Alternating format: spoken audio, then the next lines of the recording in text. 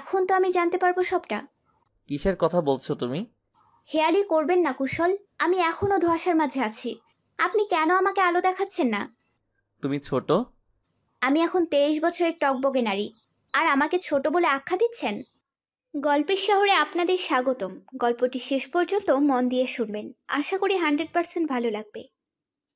মাত্র 14 বছর বয়সে আমার বিয়ে ঠিক হয়। আমি তখন ক্লাস 9-এ পড়ি। জানি না আব্বা কেন রাজি হয়েছিল। বোধহয় ধার দেনা বেড়ে যাওয়ায় পথ খুঁজে পাইনি আর। তাই বলে গ্রামের মাতব্বর সম্প্রদায়ের ডান হাত মাঝবয়সী একটা লোকের সাথে। সেদিন আমি খুব কেঁদেছিলাম। আব্বা যেন মুখে কুলু পেটেছিল। বুঝতে পারছিলাম ভেতরে ভেতরে সেও কষ্ট পাচ্ছে। আম্মা সেদিন আমার জন্য যা করেছিলেন আমি কখনোই ভুলব না। কারো সৎমা এমনভাবে আগলে নিতে পারে আমি বুঝতে পারিনি। আম্মা কেন সেদিন এত পরিবর্তন হয়েছিল আমার জানা নেই। আজ 1 বছর হয়ে গেল। তবে সেদিনের পর থেকে আম্মা কখনো আমার উপর অন্যায় হতে দেয়নি। ভাগ্যবোধহয় এটাকেই বলে। আচ্ছা, তোমার আব্বা কতদিন হলো মারা গেছে? 6 মাস। বুঝলাম। দীপ্তি, আমি জানি না কতটুকু সাহায্য করতে পারবো তোমায়, তবে আমি চেষ্টা করব। ধন্যবাদ ম্যাম। আচ্ছা শোনো, তোমার জন্য একটা অফার আছে। যদি তুমি এসএসসিতে উপজেলা ভিত্তিক প্রথম হতে পারো, তাহলে শহরে পড়ার জন্য সমস্ত খরচ একটা সংস্থা দিবে। আশা করি তুমি এই চ্যালেঞ্জ নিতে সক্ষম ও ইচ্ছুক। মিনতির কথাতে চোখ চকচক করে ওঠে দীপ্তি। এত বড় সুযোগ কিছুতেই মিস করা যাবে না। চোখ মুছে বলে, ওকে ম্যাম, ইনশাল্লাহ আমি পারবো। সৃষ্টিকর্তা তোমায় সহায় হোক। ধন্যবাদ। অফিস থেকে বেরিয়ে আসে দীপ্তি। মিনতির সাথে দেখা করার একটাই উদ্দেশ্য, নিজের জীবনে ঘটে যাওয়া ঘটনার ছোট্ট প্রতিবেদন তৈরি করা। কল্পকাহিনী কিংবা বাস্তবভিত্তিক গল্প থেকে ম্যাগাজিনে সিলেকশন করে নেওয়া হবে, যার প্রকাশে সাহিত্য চর্চাকে আরো বেশি উন্নত করবে বলেই মিনতির ধারণা। দীপ্তির জীবন ভিত্তিক গল্প শুনে মিনতির মনে ভীষণ মায়া হয়। ছোট্ট মেয়েটাকে সাহায্য করার ইচ্ছে জাগে, তাই দীপ্তির জন্য অফারটা রাখে। গেটের কাছে এসে রোমানাকে জড়িয়ে ধরে কেঁদে ফেলে দীপ্তি। মেয়ের মাথায় হাত রেখে রোমানা বলেন, কি হয়েছে তোর? ম্যাডাম কি বললেন? তোর দেওয়া কবিতা প্রকাশ হবে না? ম্যাডাম অনেক কিছু বলেছেন আম্মা। আমার কবিতাও সিলেক্ট হয়েছে। তুমি জানো আম্মা, ম্যাডাম বলেছেন এসএসসিতে আমি যদি উপজেলা ভিত্তিক প্রথম হতে পারি তাহলে আমার পড়ার খরচ একটা সংস্থা দিবে। রোমানা অবাক হয়ে বলেন, তুই সত্যি বলতেছস? হ আম্মা, আমি একটাও মিথ্যা বলতেছি না। আঁচলে মুখ গুজেন রোমানা। দীপ্তির চোখে নোনা জলের ফোয়ারা। ডুকরে কেঁদে উঠে মা মেয়ে। দীপ্তির চোখে মুখে চুমু খেয়ে রোমানা বলেন, তুই অনেক বড় অফিসার হবি মা। সমস্ত অনেকে রুখে দিবি, আর আমি মঞ্চে দাঁড়ায় বলুম, পুলিশ অফিসার দীপ্তি আমার মাইয়া। ওরে এই 2 হাতে আগলে রাখছি আমি। আমার মাইয়া দীপ্তি। আম্মা। চাপা কান্নায় ভেঙে পড়ে দুজনে। রোমানার কাঁধে মুখ গুজে বলে, হ আম্মা, আমি তোমার মাইয়া, আমি তোমারই মাইয়া। তুমিই আমার মা, আমার আম্মা। বাড়ি ফিরতে চোখে পড়ে উঠানে মানুষ। বুকের ভেতর ছ্যাদ করে ওঠে রোমানার। অজানা ভয়ে শরীর কাঁপে। খপ করে হাত ধরে দীপ্তির বলে, কোনো কথা বলবি না দীপ্তি, যা বলার আমিই বলুম, তুই চুপ। কিন্তু আম্মা, ওরা তোমারে আবার অপমান করব। আমি চুপ থাকতে পারুম না আম্মা, এবার আমি কথা বলবোই। একদম নয়, চারপাশে নোংরা বাতাস থাকবেই, আমাদের গায়ে যেন না লাগে সেটাই দেখতে হবে। থম মেরে যায় দীপ্তি। সুশ্রী মুখের অধিকারিণী মায়ের দিকে নিষ্পলক তাকিয়ে থাকে। কি বলবে এই রূপসী নারী ওর সৎমা? চোখে পানি চিকচিক করে ওঠে। রোমানা আগে এমন ছিলেন না, হঠাৎ করেই কেমন করে যেন পরিবর্তন ঘটে যায়। মাকে জড়িয়ে দীপ্তি বলে, তুমি অনেক ভালো আম্মা, ওরা খারাপ কথা বললে আমার খুব কষ্ট হয়। কিছু হবে না, হায় আমার সাথে। রোমানার সাথে উঠানে প্রবেশ করে দীপ্তি। সঙ্গে সঙ্গে এগুলোর মতো লোলুপ দৃষ্টি পড়ে ওদের উপর। ভয়ে জড়সড় হয় দীপ্তি। মেয়েকে আড়াল করেন রোমানা। চেঁচিয়ে বলেন, কি হচ্ছেটা কি? আমার বাসাতে লোক সমাগম কেন? কি চাই আপনাদের? পানের পিক ফেলে রহিস বসা থেকে উঠে এসে সামনে এসে দাঁড়ায়। মাথা থেকে পা অব্দি দেখে বলে, ভর দুপুরবেলা কই থেকে আসলা? রোমানা বেগম, যুবতী মাইয়া, সাথে তুমিও যুবতী। এসব কিন্তু ভালো লাগে না গো রোমানা সুন্দরী। গা ঘিন ঘিন করে উঠে রোমানার। একটু দূরে হেসে যাচ্ছে রহিজের 2 চেলা। ইচ্ছে হচ্ছে মাথা নামিয়ে দিতে। আঁচল টেনে ধরে তৃপ্তি। পেছন ফিরে রোমানা বলে, একদম নয় আম্মা। স্কুলে পড়িস নি কুকুরের কাজ কুকুর করেছে, কামড় দিয়েছে পায়, তাই বলে কুকুরকে কামড়ানো মানুষের শোভায় পায়? রোমানা সুন্দরী, তোমার পাখা কিন্তু লম্বা হয়েছে, এত ডানা ঝাপটা দিও না। ঘরে মায়ের কথা ভাইবা কথা কও। আমার বাসা থেকে এখনই বের হয়ে যান। আপনাদের মুখ দর্শনও পাপ। বিচা চাপাতে বাধ্য করবেন না। রাগে টকবক করে রহিজ রোমানার দিকে তীক্ষ্ণ চোখে তাকিয়ে বলে, আয় রে তোরা, সময় গেলে কপাল চাপড়াবি। এই মহিলারে সুযোগ দিয়েছিলাম কোনো সুযোগের যোগ্য না হতে, পরে দেখে নেব। বাসা থেকে বেরিয়ে যায় রোহিত ও তার চেলারা। দীপ্তির হাত পা কাঁপছে বেশ। রোমানার শরীর যেন জ্বলে যাচ্ছে। রোহিতের গলাটা নামাতে পারলে শান্তি মিলত হৃদয়ে। আগের রূপ ধারণ করতে চায় না সে। দীপ্তির মাথায় হাত বুলিয়ে বলেন, ভয় পাবি না মা, ঘরে আয়, রান্না চাপাতে হবে। রোমানার শাড়ির আঁচল টেনে ধরে দীপ্তি। সিক্ত নয়নে আম্মা বলে রোমানাকে জড়িয়ে ধরে। বুকের ভেতর মোচড় দিতেই রোমানার বোধগম্য হয় মেয়েটার শরীর গরম। দীপ্তিকে ঘরে নিয়ে যায় রোমানা। চৌকিতে গুটিয়ে রাখা মলিন বিছানায় শুয়ে দেয়। পিছু ডাকে দীপ্তি। আম্মা, ওরা খুব খারাপ আম্মা, তোমার দিকে বাজে দৃষ্টি দেয়, আমার খুব ভয় লাগছে আম্মা। ভয় পাবি না মা, আমি আছি তো। দুষ্টকে বিনাশ করাই প্রকৃত মানবের কাজ। তুই কেন ভয় পাস? আমি আছি তো তোর সাথে। বলে ছলছল নয়নে তাকায় দীপ্তি। নিজ কাজে ব্যস্ত হন রোমানা। টিনের বালতি হাতে নিয়ে কলপারে আসে। মনের ভেতর শান্তি নেই। রোহিতের দৃষ্টি প্রচন্ড ঘৃণ্য। নিজের জন্য ভয় না হলেও দীপ্তির জন্য ভয় হচ্ছে। মেয়েটা একা একা স্কুলে যায়। তার উপর এতটাই ভীতু প্রকৃতির যে যে কেউ কিছু বললেও কিছু করতে পারবে না। মুখে বললেও দুপায়ে কোনো সাহস নেই দীপ্তির। চৌকিতে শুয়ে শুয়ে ভাবছে দীপ্তি। চিন্তায় পাগল হওয়ার উপক্রম। নিজেকে কিছুতেই সাহস দিতে পারে না। ভেতর থেকে কেমন ভেঙে গুড়িয়ে যাচ্ছে। মগ দিয়ে মাথায় পানি ঢেলে দেয় রোমানা। চুলের গোড়া হাত বুলিয়ে দিতেই চোখ বুজে নেয় দীপ্তি। মায়ের হাত যেন একটা জান্নাতের ঘর। মায়ের হাতের পানি যেন অমৃত উঠল। মাঝরাতে হাড় কাঁপুনি দিয়ে এলো জ্বর। রোমানা বুঝতে পেরেছেন ভয়ে জ্বর এসেছে দীপ্তি। বেশ চিন্তায় পড়ে গেলেন উনি। মেয়েটা এমন ভীতু প্রকৃতি হলে চলবে না। ভবিষ্যতে বা কি হবে? অদ্ভুত সকল চিন্তা ভাবনায় জর্জরিত রোমানা দীপ্তির মাথায় হাত বুলাতে লাগলেন। দাঁতে দাঁত লেগে যায় দীপ্তির। পানি এনে মাথায় পট্টি দেয় রোমানা। সারা রাত আম্মা আম্মা বলে গোঙালো মেয়েটা। পুরো রাত্রিটা যেন রোমানার গায়ে কাটার মতো বিঁধে যায়। দীপ্তির চিন্তায় দু চোখের ঘুম উবে গেছে বহু পূর্বে। শেষ রাতের দিকে একটু চোখ লাগে, ঠিক তখনই টিনের বেড়ায় আওয়াজ হয়। আচমকা আওয়াজ কানে যেতেই হকচকিয়ে যান রোমানা। গভীর ঘুমে আচ্ছন্ন যে দীপ্তি, চারপাশে চোখ বুলে লাঠি বের করে নুনি ছোট ছোট পায়ে এগিয়ে আসেন দরজার কাছে। কান পেতে আওয়াজ শোনার চেষ্টা চালায়। ততক্ষণে দীপ্তির ঘুম ভেঙে গেছে। হালকা আর্তনাদ করে আম্মা বলে ডাকে দীপ্তি। ছুটে যায় রোমানা। মেয়ের মাথায় হাত বুলিয়ে বলেন, কিছু হয়নি মা, তুই ঘুমা, একদম চিন্তা করিস না। আমার খুব ভয় লাগছে আম্মা। আম্মা, আমারে রাইখা যাও না তুমি। মায়ের মতো তুমিও চলে যাইও না আম্মা।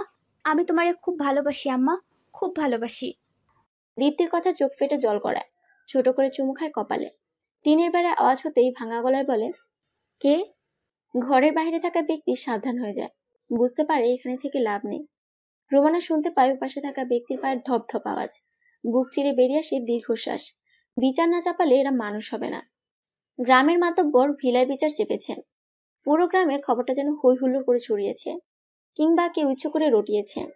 দীপ্তির শরীরটা ভালো নেই খুব একটা। ভীষণ অসুস্থ মেয়েটা। কয়েকদিন যাবৎ খাবার প্রতি ভীষণ অনীহা। এদিকে মানুষের কটূক্তি যেন আরো ভেঙে দিয়েছে ওকে। স্কুলে গেলেও মানুষ ইচ্ছে মতো কথা শোনায়। গ্রামের মানুষ থুতু ছিটায়। রাস্তায় ধাতুরে হাঁটছিল দীপ্তি। তখনই ঘটে এক ভয়ঙ্কর ঘটনা। কোথা থেকে যেন রোহিতের চেলা জহির এসে ছুরি মেরে দেয় দীপ্তিকে। চেঁচিয়ে ওঠে রোমানা। পাশ থেকে দীপ্তি বলে, কি হয়েছে আম্মা? দীপ্তির গায়ে হাত বুলাতে থাকে রোমানা। অবাক চোখে তাকিয়ে থাকে দীপ্তি। ঘুমের ঘরে হঠাৎ করে এভাবে চেঁচানোর বিষয়টা ঠিক ঠাউর করতে পারে না ওহো। ধীর কণ্ঠে বলে, কি হয়েছে আম্মা? তুমি এমন করো কেন? আর এই অসময়ে কেন ঘুমাইলা? তুমি তো এখন ঘুমাও না। তুই ঠিক আছিস দীপ্তি? হ আম্মা। বুকে হাত দিয়ে শ্বাস নেই রোমানা। দুঃস্বপ্ন হলো এখনো ভয়টা কাটেনি ওনার। রোহিতকে বিশ্বাস নেই। বিচার চাপালে অঘটন ঘটিয়ে ছাড়বে। ধাক্কা পড়তে সচকিত হয় রোমানা। বলেন, কিছু হয়নি রে, আসলে কাল সারা রাত ঘুমাইনি না। সকাল থেকে কেমন ঝিমুনি হচ্ছিল, কিন্তু কোনোভাবেই দু চোখের পাতা এক করার সুযোগ হয়নি, তাই রান্না সেরে ঘুমিয়ে পড়েছিলাম। সে তো বুঝলাম, তুমি তো কিছুই খাও নাই। সন্ধ্যার আজান পড়বে এখনই, নামাজ পড়ে খাবো। তুই পড়তে বস। মাথা ঝাঁকায় দীপ্তি। মায়ের চিন্তিত মুখ দেখেও কিছু বলে না। অকারণে চিন্তা করার মানুষ নয় রুমানা। তবে কিসের জন্য এত চিন্তা? হ্যারিকেনে আলো নেই বললে চলে। তেল ফুরিয়ে গেছে একদম। নিভু নিভু আলোতে পড়ছে দীপ্তি। আজকাল বিদ্যুতের খরচ অনেক। বিল আটকে যাওয়া বিদ্যুৎ অফিস থেকে লাইন কেটে দিয়েছে। হাতে তখন একটা টাকাও ছিল না, তাই কোনোভাবেই লাইন কাটা বন্ধ করতে পারেননি। খাবার নিয়ে রুমানা পড়েছেন দোটানায়। বহু শখ করেছে ট্যাংরা মাছের ঝাল রেঁধেছেন। দীপ্তির প্রিয় খাবারের একটি। দুপুরে পুকুর ঘাটে গোসল করার সময় খান পাঁচেক ট্যাংরা মাছ পেয়েছিলেন। ঘুমিয়ে পড়াতে সন্ধ্যায় রান্না করেছেন, কিন্তু হারিকেনে নিভু আলোতে ভাত খাওয়া দুষ্কর হয়ে পড়েছে। দীপ্তির পড়ার ব্যাঘাত ঘটেছে যে তাও উপলব্ধি করেছেন রুমানা। মেয়ের দিকে নিষ্পলক তাকিয়ে থাকেন তিনি।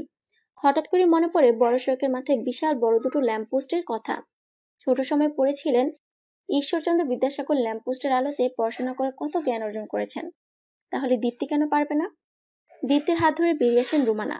হারিকেনের আলো থাকা না থাকা সমান কথা। চাঁদের আলোতে পথ দেখা যাচ্ছে। গ্রামের মেঠো পথ দিয়ে এগিয়ে যায় দুজনে। এখনো কিছু বুঝতে পারেনি দীপ্তি, তাই বলে, এই রাতের বেলায় কোথায় নিয়ে যাচ্ছ আম্মা? গেলেই বুঝতে পারবি। আমার অনেক পড়া বাকি। হ্যারিকেনের নিভু আলোতে পড়তে পারছিলি না তো, তাই তো পড়াশোনার যেন কোনো ক্ষতি না হয় সেই ব্যবস্থাই করছি। আম্মা কোথায় যাচ্ছ তুমি? ভালো লাগছে না আর। মৃদু হাসি রুমানা। মেয়ের এমন বিরক্তিমাখা মুখ বেশ উপভোগ করেন তিনি। অত্যন্ত মেধাবী ছাত্রীরা বোধ হয় এমনই হয়। পড়াশোনাতে একটু ব্যাঘাত ঘটলে চোখে মুখে বিরক্তি ফুটিয়ে তোলে। পুরোনো দিনের কথা মনে পড়ে যায় রুমানার। রঙিন কিছু স্বপ্ন হাতড়ে বেঁচে আছেন তিনি। বড় রাস্তার কাছে এসে ল্যাম্পপোস্টের আলো দেখে চমকাইতে হয় দীপ্তি। রুমানার দিকে তাকিয়ে বলে, আম্মা, ঈশ্বরচন্দ্র বিদ্যাসাগর পারলে তুই কেন পারবি না? এগিয়ে যা মা। হাসি হাসি মুখে ছুটে যায় দীপ্তি, যেন কোনো প্রজাপতির সদ্য জন্ম নেওয়া বাচ্চা। পাখির মতো ডানা মেলে উড়ে যায় মেয়েটা। ল্যাম্পপোস্টের কাছে এসে বসে পড়ে। বই নিয়ে গভীর মনোযোগী হয়। পাশে বসেন রুমানা। ভাতের প্লেটের ঢাকনা সরিয়ে ডিমওয়ালা ট্যাংরা মাছের ঝালের সাথে ভাত মাখায়। দীপ্তির মুখের সামনে খাবার তুলতে গপ গপ করে খেয়ে নেয়। অনেক রাত অব্দি পড়াশোনা করে দীপ্তি। ল্যাম্পপোস্টের আলোতে এত ভালো করে পড়াশোনা করতে পেরে ভীষণ খুশি সে। পাশে বসে আছেন রুমানা। বই গুছিয়ে দীপ্তি বলে, ঘরে ফেরা যাক আম্মা। পড়া শেষ? আচ্ছা চল। দিয়াশলাই দিয়ে হারিকেনের আলো জ্বালে রুমানা। গুটি গুটি পায়ে মামি এগিয়ে যায়। সড়ক পেরিয়ে ধান খেতের কাছে আসতে শুনতে পায় কিছু লোকের কথাবার্তা। সম্ভবত নেশা করে কোনো গোপন বিষয় আলোচনা চালাচ্ছে। কান পেতে শুনেন রুমানা। মায়ের সতর্কতা যেন আষ্টে পিষ্টে জড়িয়ে ধরেছে দীপ্তিকে। সে নিজেও সচেতন হয়। শুনতে পায় মাতব্বরের বিরোধী দলের কথা। কেউ একজন বলছে, এভাবে চলতে থাকলে আর হইব না। এখনই যা করার করতে হইব। সামনে নির্বাচন, এবার মাতব্বর রে সরাইতে হইব। হ হ, যদি না সরাইতে পারি তাইলে ভাই আমাকে কল্লা রাখবো না। ঠিক কইছস। ওই মন্টুদের গ্লাস দে। সব মদ কি একাই খাবি নাকি? দীপ্তিকে নিয়ে সরে আসেন রুমানা। অন্যপ্রতি দিয়ে হাঁটা লাগায়। দীপ্তি বলে, আম্মা, ওরা কি নিয়ে আলোচনা করছিল? নির্বাচনে কি করব আম্মা? কিছু না মা, এখন তাড়াতাড়ি পথ বাড়া, আমাকে বাসায় ফিরতে হইব। কিন্তু আম্মা। কোনো কথা নয় দীপ্তি। চুপ করে যায় দীপ্তি। হঠাৎ করেই মায়ের কঠোরতা যেন মেনে নিতে পারে না। থমথমে মুখে গিয়েছে রুমানা। বিষাক্ত থাবা পড়তে চলেছে, যার হিংস্রতা মাতব্বরের প্রাণ সংশয় করে তুলবে। সাত সকালে স্কুলে যাওয়ার জন্য তৈরি হচ্ছে দীপ্তি। রাত দিন পরিশ্রম করতে হবে, নিজেকে গড়ে তুলতে হবে। রান্নাঘর থেকে ছুটে আসেন রুমানা। কড়াইয়ের নিচ থেকে একটুখানি কালি তুলে লাগিয়ে দেন দীপ্তির কানের পিঠে। ভেগা কণ্ঠে বলে, আম্মা, এটা আমার পছন্দ নয়। একদম চুপ। কালো টিকা পরানোর একটাই কারণ, যাতে আমার আম্মার দিকে কারো নজর না লাগে। এই যে আমার দীপ্তির চোখে মুখে কেমন দুতি, এসব দেখে তো মানুষের হিংসা হয়। তুমিও না আম্মা? একটা কথা কি জানিস দীপ্তি, তুই একদম আমার মতো হইছিস। তোর মায়ের ছিটে ফোটা নেই তোর মাঝে। রোমানাকে জড়িয়ে ধরে দীপ্তি ক্রন্দনরত অবস্থায় বলে, তুমিই আমার মা আম্মা। আমি জন্মের পর কয়দিন মায়ের ভালোবাসা পাইছি বলো তো? তুমিই তো প্রথম থেকে আমারে বড় করেছো। ভিজে চোখে দীপ্তিকে দেখেন রোমানা। আঁচলের কোণে চোখ মুছে বলেন, গত 10টা বছর তোর উপর অবহেলা করছি অনেক। হয়তো সৎমাদের মতো তোর উপর কখনোই কোনো অত্যাচার করিনি, তবে কখনো ভালোও তো বাসিনি। আমারে মাফ করে দিস আম্মা। আম্মা, এমন কথা বলো না তুমি। তুমিই আমার আম্মা, আমার পৃথিবী তুমি। তুমি একটু আগেই বললে আমি তোমার মতোই হইছি, তাহলে এখন কেন এমন বলতেছো? মেয়ের কাছে এমন করে কেউ? কথা বলেন না রোমানা। সন্তর্পণে দীপ্তির কপালে চুমু খায় অনেকগুলো। অধর কোণে হাসি রেখে বলেন, সাবধানে যাস, আর সাহস বাড়া মা তোকে। থেমে যায় রোমানা। ভ্রু কুচকে ফেলে দীপ্তি। কিছু বলতে নিয়েও বলে না। চুপটি করে জড়িয়ে ধরে রোমানাকে। হাসি মুখে বলে, আমি যাচ্ছি আম্মা, নিজের খেয়াল রেখো। স্কুলে চলে যায় দীপ্তি। বুকের ভেতর ধক করে উঠে রোমানার। মেয়ের যাওয়ার পানে তাকিয়ে থাকেন তিনি। আজান পড়তেই লুটিয়ে পড়ে নামাজে পাটিতে। ওনার ভাবনায় একটাই কথা, হঠাৎ করে এমন লাগছে কেন? দীপ্তির কোনো বিপদ হলো না তো? স্কুলের কাছে এসে হঠাৎ করে দীপ্তির মনে হলো ঝোপ থেকে কোনো আওয়াজ ভেসে আসছে। বুকের ভেতর ধক করে উঠলো। কেউ কেউ ওর পিছু নিচ্ছে। কৌতূহলী মনটা আকুপাকু করছে। ফাঁকা ঢোক গিলে ঝোপের কাছে আসে ও। কিছুটা ঝুঁকতেই যে দৃশ্য দেখে তাতে ওর গা গুলিয়ে আসে, মাথায় রক্ত চড়ে যায়। হঠাৎ করে যেন অসুর শক্তি ভর করে ওর মাঝে। পাশে থাকা গাছের গুড়ি দিয়ে পরপর কয়েকবার আঘাত করে লোকটাকে। নেশাক্ত অবস্থায় মন্টু নিজেকে সামাল দিতে পারে না, তৎক্ষণাৎ জ্ঞান হারায়। ছোট্ট শিশু বাচ্চার সাথে এমন অনৈতিক আচরণ যেন দীপ্তির আত্মাকে কাঁপিয়ে তুলেছে। শরীর দিয়ে ঘাম ঝরছে। বাচ্চাটার বয়স বছর 6 হবে। মুখে কাপড় পাতায় কোনো রকমের শব্দ করতে পারছে না, শুধু চোখ দিয়ে আসে নোনা জল। কিছুটা দূরে নিয়ে মুখের বাঁধন খুলে দেয় দীপ্তি। বাচ্চা মেয়েটি ভয় পেয়ে দীপ্তিকে জড়িয়ে ধরে, বলে, আপা, ওই লোকটা আমার নিয়ে আইছে, আমি বাসায় যাবো। শান্ত হও তুমি। বাসা কোথায় তোমার? পাশের গ্রামে। তোমাকে কি করে নিয়ে আসলো? স্কুল থেকে বাসায় ফিরছিলাম আমি, রোজ আম্মা নিয়ে যায়। অসুস্থ থাকায় আজ আহে নাই। নদীর ধার দিয়ে যাওয়ার সময় ওই লোকটারে দেখি, কি সব জানা খাইতেছিল। ভয় পাইয়া যাই আমি। তখন লোকটা আমার হাত খিসা ধরে আর আমারে এখানে নিয়ে আসে। আমি বাসায় যাবো। ছোট্ট মেয়েটাকে বুকে চড়িয়ে নেয় দীপ্তি। অজানা ভয়ে বুক ভারী হয়। মন্টু কি দেখেছে ওকে? পর মুহূর্তে এক বুক সাহস জমিয়ে নেয়। কোনো অন্যায় তো করেনি ও, তাহলে কিসের ভয়? ছোট্ট মেয়েটার হাত ধরে এগিয়ে যায় দীপ্তি। আজ আর স্কুলে গিয়ে কাজ নেই, বরং সাবধানে বাচ্চাটাকে বাসায় পৌঁছে দিতে পারলে শান্তি। একটা গভীর প্রশ্নে মত্ত হয় মেয়েটা। মানুষরূপী জানোয়ারগুলোর হিংস্র থাবা থেকে মুক্তি কি কখনো মিলবে? তোমার নামটি তো বললে না? আমার নাম মাহু। আচ্ছা মাহু, শোনো, আমি তোমাকে বাসায় পৌঁছে দেব, তবে আমি যে তোমাকে বাঁচিয়েছি কাউকে বলবে না, বুঝেছো? কেন আপা? তুমি ছোট মাহু, বড় হলে বুঝবে। আর কখনো একা বের হবে না। চারপাশটা নোংরা হয়ে আছে, সময়ের সাথে সাথে সব জানবে, বুঝবে। আগে বড় হও। আচ্ছা আপা। পাশের গ্রামে পা রেখে দীপ্তি বলল, তুমি এখন যেতে পারবে তো? হ আপা, সামনেই আমার বাসা। তাহলে তুমি যাও, আমি দাঁড়িয়ে আছি। আচ্ছা। মাহু পতাকায় বিতৃষ্ণাতে ছেয়ে যায় দীপ্তির মন। একটু আগের ঘটনাটা মনে হতে শরীর ঝাঁকুনি দেয়। একটা ছোট্ট মেয়ের উপর এমন বাজে দৃষ্টি দিতেও বুক কাঁপেনি নিকৃষ্টতম জানোয়ারদের। সে দৃশ্য মনে হতেই রক্ত চড়ে যায় ওর। ছুটে এসে মাহুর কাছে, মাহুকে বুকে টেনে নেয়। ছোট্ট মাহু ফ্যালফ্যাল করে তাকিয়ে থাকে। সে যেন কিছুই বুঝতে পারে না। নরম হাতে দীপ্তির গালে হাত রাখে। ধারণার বাইরে গিয়ে টুপ করে চুমু খায় গালে। অবাক হয় দীপ্তি, বলে, এটা কি করলে? হামি, আমার বাসানের লেগে হামি। ওই দুষ্টু লোকটা বাজে, আমার লগে বাজে আচরণ করছে। দীপ্তির নারী মন জেগে ওঠে। তীব্র যন্ত্রণা অনুভব হয় হৃদয়। প্রতিটা মেয়ে যে মা, তাই বোধহয় মেয়েটার চোখে পানি চিকচিক করে। মাহুকে আবারও জড়িয়ে ধরে। দু চোখে পানির ঝর্ণা নেমে যায়। ওদূরের বাড়ি থেকে একজন মহিলার ডাক শোনা যায়। সতর্ক হয় দীপ্তি। মাহুর মাথায় হাত বুলিয়ে ছুট লাগায়। নদীর পাড়ে এসে লুকিয়ে পড়ে। মাহুর মা মাহুকে নিয়ে যায়। ছোট্ট মাহু বারবার পেছন ফিরছিল। কেন যেন দীপ্তির ইচ্ছে হয় মাহুকে কাছে টানার। নিজের কিশোরী মনে হঠাৎই মাতৃত্বকে দেখতে পায়। অদ্ভুত অনুভব হয়। আজকের এই ঘটনাকে এত পরিবর্তন করে দিল, নাকি ও এমনই ছিল? শুধুমাত্র হিংস্রতাকে নিজ চোখে উপলব্ধি না করতে পারায় নিজের ভেতর সুপ্ত সত্তা লুকিয়েছিল। রান্নাঘরে বসে রান্না করছেন রুমানা। মনটা ভালো নেই, ভেতর থেকে শান্তি মিলছে না। ভর দুপুরবেলা মেয়েটা স্কুলে গেছে। এই দুপুরে চারপাশে মানুষজনের সমাগমও কম থাকে। না জানে কোনো বিপদ এসে ধরা দিবে। দীপ্তির মাঝে চঞ্চলতা নেই বললেই চলে। ভীতু প্রকৃতির হওয়াতেই যত ভয়। এভাবে মেয়েটা হিংস্র থাবার প্রতিবাদ করবে কি করে? কি করে স্বপ্ন পূরণ হবে ওনার? ভাবনার মাঝেই পাশের বাড়ির জমেলার চেঁচামেচি কানে আসে। থম মেরে যায় রুমানা। চুলার আগুন নিভিয়ে ছুটে যায় সেদিকে। কপাল চাপড়িয়ে কাঁদছেন জমেলা। তারই পাশে বসে আছে গুটি কয়েক মহিলা। রুমানাকে দেখে তারা নাক কুচকয়। এদের স্বভাবই এমন। রুমানা আড়াল হয়ে যায়। কিছু দূরে কয়েকজন লোক কিছু আলোচনা করছে। সেদিকেই যায় রুমানা। কানে আসে কিছু কথা। হায় হায় রে, কে জানি মন্টুর মাথাটা ফাড়াইয়া দিছে। রক্তে একদম মাখামাখি। গ্রামের চিকিৎসালয়ে নিয়ে গেছিল সবাই, কইছে সদরে নিয়ে যাইতে। কে যে করলো এই কাম? বিস্ময়ে হতবাক হয় রুমানা। কে এমন কাজ করবে? ধীর পায়ে এগিয়ে আসেন জমেলার বাড়িতে। জমেলা মাটিতে কপাল খুঁড়ছেন। ভাইয়ের অসুস্থতায় যেন পাগল হয়ে গেছেন। রুমানার কিছুটা মন ক্ষুণ্ণ হয়, তবে একদিকে শান্তি অনুভব হয়। এমন নরপশুদের বাঁচারের কোনো অধিকার নেই। সেখানে তো সামান্য মাথা ফাটিয়েছে কেউ। ঘরে ফিরেন রুমানা। উঠানে দীপ্তিকে দেখে স্তব্ধ হয়ে যান। সেকেন্ড কয়েক পর ছুটে যান মেয়ের কাছে। দীপ্তির বাহু ধরে বলেন, আম্মা আম্মা, তুই ঠিক আছিস তো? এই সময় বাসায় ফিরলে যে, কি হয়েছে তোর? আমি ঠিক আছি আম্মা। ভালো লাগছিল না, তাই তো বাসায় ফিরে আইছি। অনেক ক্ষুধা লাগছে আম্মা। রান্না হয়েছে? হাত মুখ ধুয়ে বস তুই, আমি এখনই শাকভাজি করে খাইতে দিতাছি। আচ্ছা।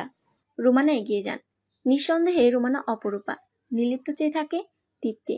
এমন ঘরের মেয়ে হয়ে কি করে সাধারণ এক কৃষককে বিয়ে করেছেন রুমানা? অবাক হলো দীপ্তি। বুকের ভেতর নানান প্রশ্ন উকি দেয়। নিজের প্রশ্নের উত্তর পায় না সে। হাত মুখ ধুয়ে উঠানে মাদুর পেতে বসে। কাঁধের ব্যাগটা পাশেই রেখে দেয়। আজ পড়াশোনা কিছুই হবে না। ভেতরে জ্বালা হয়। রুমানা ভাতের প্লেট রেখে চলে যান। পিছুটাকে দীপ্তি। আম্মা। বল, আর কিছু লাগবো? না আম্মা, আসলে হয়েছে কি, আমি একটা প্রশ্নের উত্তর খুঁজতেছি, তবে পাইতেছি না। দীপ্তির পাশে এসে বসলেন রুমানা। মাথায় হাত বুলিয়ে বলেন, আমি তো নবম শ্রেণী অবধি পড়াশোনা করেছি মা, তারপর তো আর পড়াশোনা করিনি। তোর প্রশ্নের উত্তর আমি দিতে পারবো? ওফ আম্মা, অন্যরকম প্রশ্ন এটা। আচ্ছা বল, দেখি পারি কিনা। আমগো গ্রামের সবাই শুদ্ধ অশুদ্ধ মিশ্র ভাষায় কথা কেন কয়? তুমিও তো মিশ্র ভাষা বলি। দীপ্তির প্রশ্নে হেসে উঠলেন রুমানা। নিজের এমন প্রশ্নে বিব্রত বোধ করে দীপ্তি মাথা নিচু করে বলে, ভুল প্রশ্ন করলাম আম্মা? আরে না, ভুল কেন করবি? শোন তাহলে, গ্রামের কিছু মানুষ শিক্ষিত আর কিছু মানুষ অশিক্ষিত। সবার সাথে চলতে গিয়া আমরা সব ভাষাই রপ্ত করেছি, তাই তো শুধু শুদ্ধ কিংবা শুধু অশুদ্ধ ভাষা ব্যবহার করতে পারি না, সব মিলিয়ে জগা খিচুড়ি হয়ে যায়। ভুল বললা আম্মা, জগা খিচুড়ি না, বরং গুরু চণ্ডালি হয়ে গেছে।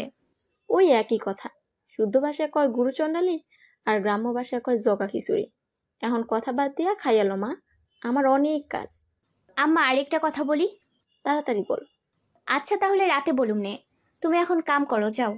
বিগলিতে হেসে চলে যায় রুমানা। দীপ্তি ঠায় বসে থাকে। প্রশ্ন করতে চেয়েছিল এক আর করেছে আর এক। সব কেমন গুলি আসে, চোখ জ্বালা করছে এখন। কি যে করবে বুঝে ওঠে না। মূলত দুপুরের ঘটনা এখনো মাথায় ঘুরপাক খাচ্ছে, কেমন যেন অস্বস্তি হচ্ছে, সাথে চাপা কিছু ভয়ও কাজ করছে। মন্টু কি দেখেছে ওকে? যদি দেখে থাকে তাহলে তো সর্বনাশ হয়ে যাবে। গলায় ভাত আটকে যায় ওর। দ্রুত পানি এগিয়ে দেয় রুমানা।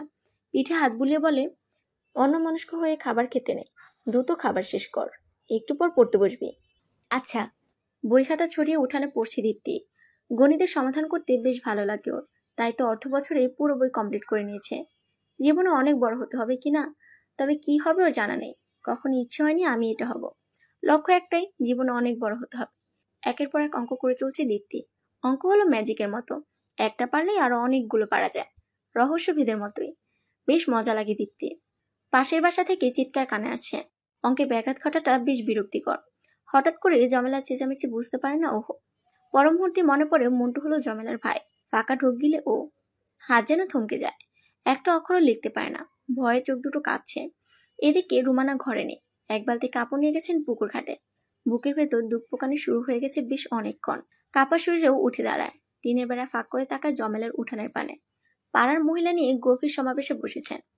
কিছুক্ষণ পরপরই হাঁক ছেড়ে কাঁদছেন। দীপ্তি বুঝতে পারে মোটর অবস্থা ভালো নয়। গা ঝমঝম করে ওর, মাথাটাও কেমন করছে। মুখ দিয়ে একটাই শব্দ বের হয়, আম্মা, আম্মা। মাঠে কাপড় শুকাতে দেয় রুমানা। কিছুদিন পরই তো নির্বাচন, বিশাল বাহিনী বের হয়েছে। ঘোমটা টেনে গুটি গুটি পায়ে ঘরে ফিরে উনি। সেদিন রাতের কথাটা বেমালুম ভুলে গেছে রুমানা। উঠানে এসে বালতি রাখেন। আঁচল দিয়ে কপালের শেষ ঘামটুকু মোছার সময় চোখ যায় দীপ্তির দিকে। দীপ্তি বলে চিৎকার করে ওঠেন তিনি। মাটিতে গড়াগড়ি খেয়েছে মেয়েটা। বুকে টেনে নেন রুমানা। হঠাৎ এমন হতে বুক হু হু করে ওঠে। দীপ্তির মুখে পানি ছিটে দিতেও ভুলে যান। ভেজা শাড়ির আঁচল চোখ লাগাতে কিছুটা সজাগ হয় দীপ্তি। ধীর কণ্ঠে বলে, আম্মা। দীপ্তি, কি হয়েছে তোর? আম্মা, পানি, পানি খাবো। দীপ্তিকে মাটিতে রেখে ছুটে যান রুমানা। ঘর থেকে পানি নিয়ে এসে পানি তুলে দেন দীপ্তিকে। ঢকঢক করে নিমিষে পানি শেষ করে ফেলে ও। চাপা স্বরে বলে, ঘরে যাব আমি। কোনো মতে দীপ্তিকে ধরে নিয়ে আসেন রুমানা। মাথার কাছে বসে থমথমে মুখে বলেন, মাথা ঘুরে গিয়েছিল তোর? উত্তর করে না দীপ্তি। টিনের বেড়ায় তাকিয়ে থাকে। ডান পাশে জানালার কাছে বাবা মায়ের বিয়ের ছবিটা টাঙানো। দেলোয়ারার সাথে বেশ ভালো সম্পর্ক ছিল ফুয়াদের। আবছা আবছা মনে পড়ে দীপ্তির। বাবা মায়ের ভালোবাসার ছোট্ট সংসার। হঠাৎ করেই মা বাবাকে মনে পড়ে মেয়েটা। কষ্ট হয় বেশ, জ্বালা হয় হৃদয়। খুব করে দেখতে ইচ্ছে হয় মা বাবার সুখের সংসারটা। রুমানার আঁচল টেনে ধরে দীপ্তি বলে, আম্মা একটা কথা কও তো, আব্বার সাথে তোমার সম্পর্ক ভালো ছিল না তাই না? ছি ছি মা, এমন কথা কইতে নাই। তোর আব্বার সাথে আমার ভালো সম্পর্ক ছিল, তবে কি জানিস, কখনো উনি আমার মন থেকে গ্রহণ করে নাই। তোর মারে খুব ভালোবাসতেন কিনা, কিন্তু এখন এই কথা কেন বললি? এমনি আম্মা। গান শুনবি মা? হুম। দীপ্তির মাথায় হাত বুলাতে বুলাতে গান ধরেন রুমানা। ভেসে ওঠে পুরনো স্মৃতি। নিজের স্বপ্ন বিসর্জন দিয়ে সংসার করার প্রত্যয়। চোখ দুটো ছলছল করে কেমন। দীপ্তির কপালে কপাল থেকে লম্বা করে শ্বাস নেয়। রুগ্ন দেহে উঠে বসে দীপ্তি। সন্ধ্যার আজান পড়েছে সবে, তাই কলপার থেকে অজু করে আসে। ধীর পায়ে মার সাথে বসে নামাজে। আজ বহুদিন পর নামাজের বাড়িতে বসেছে ও।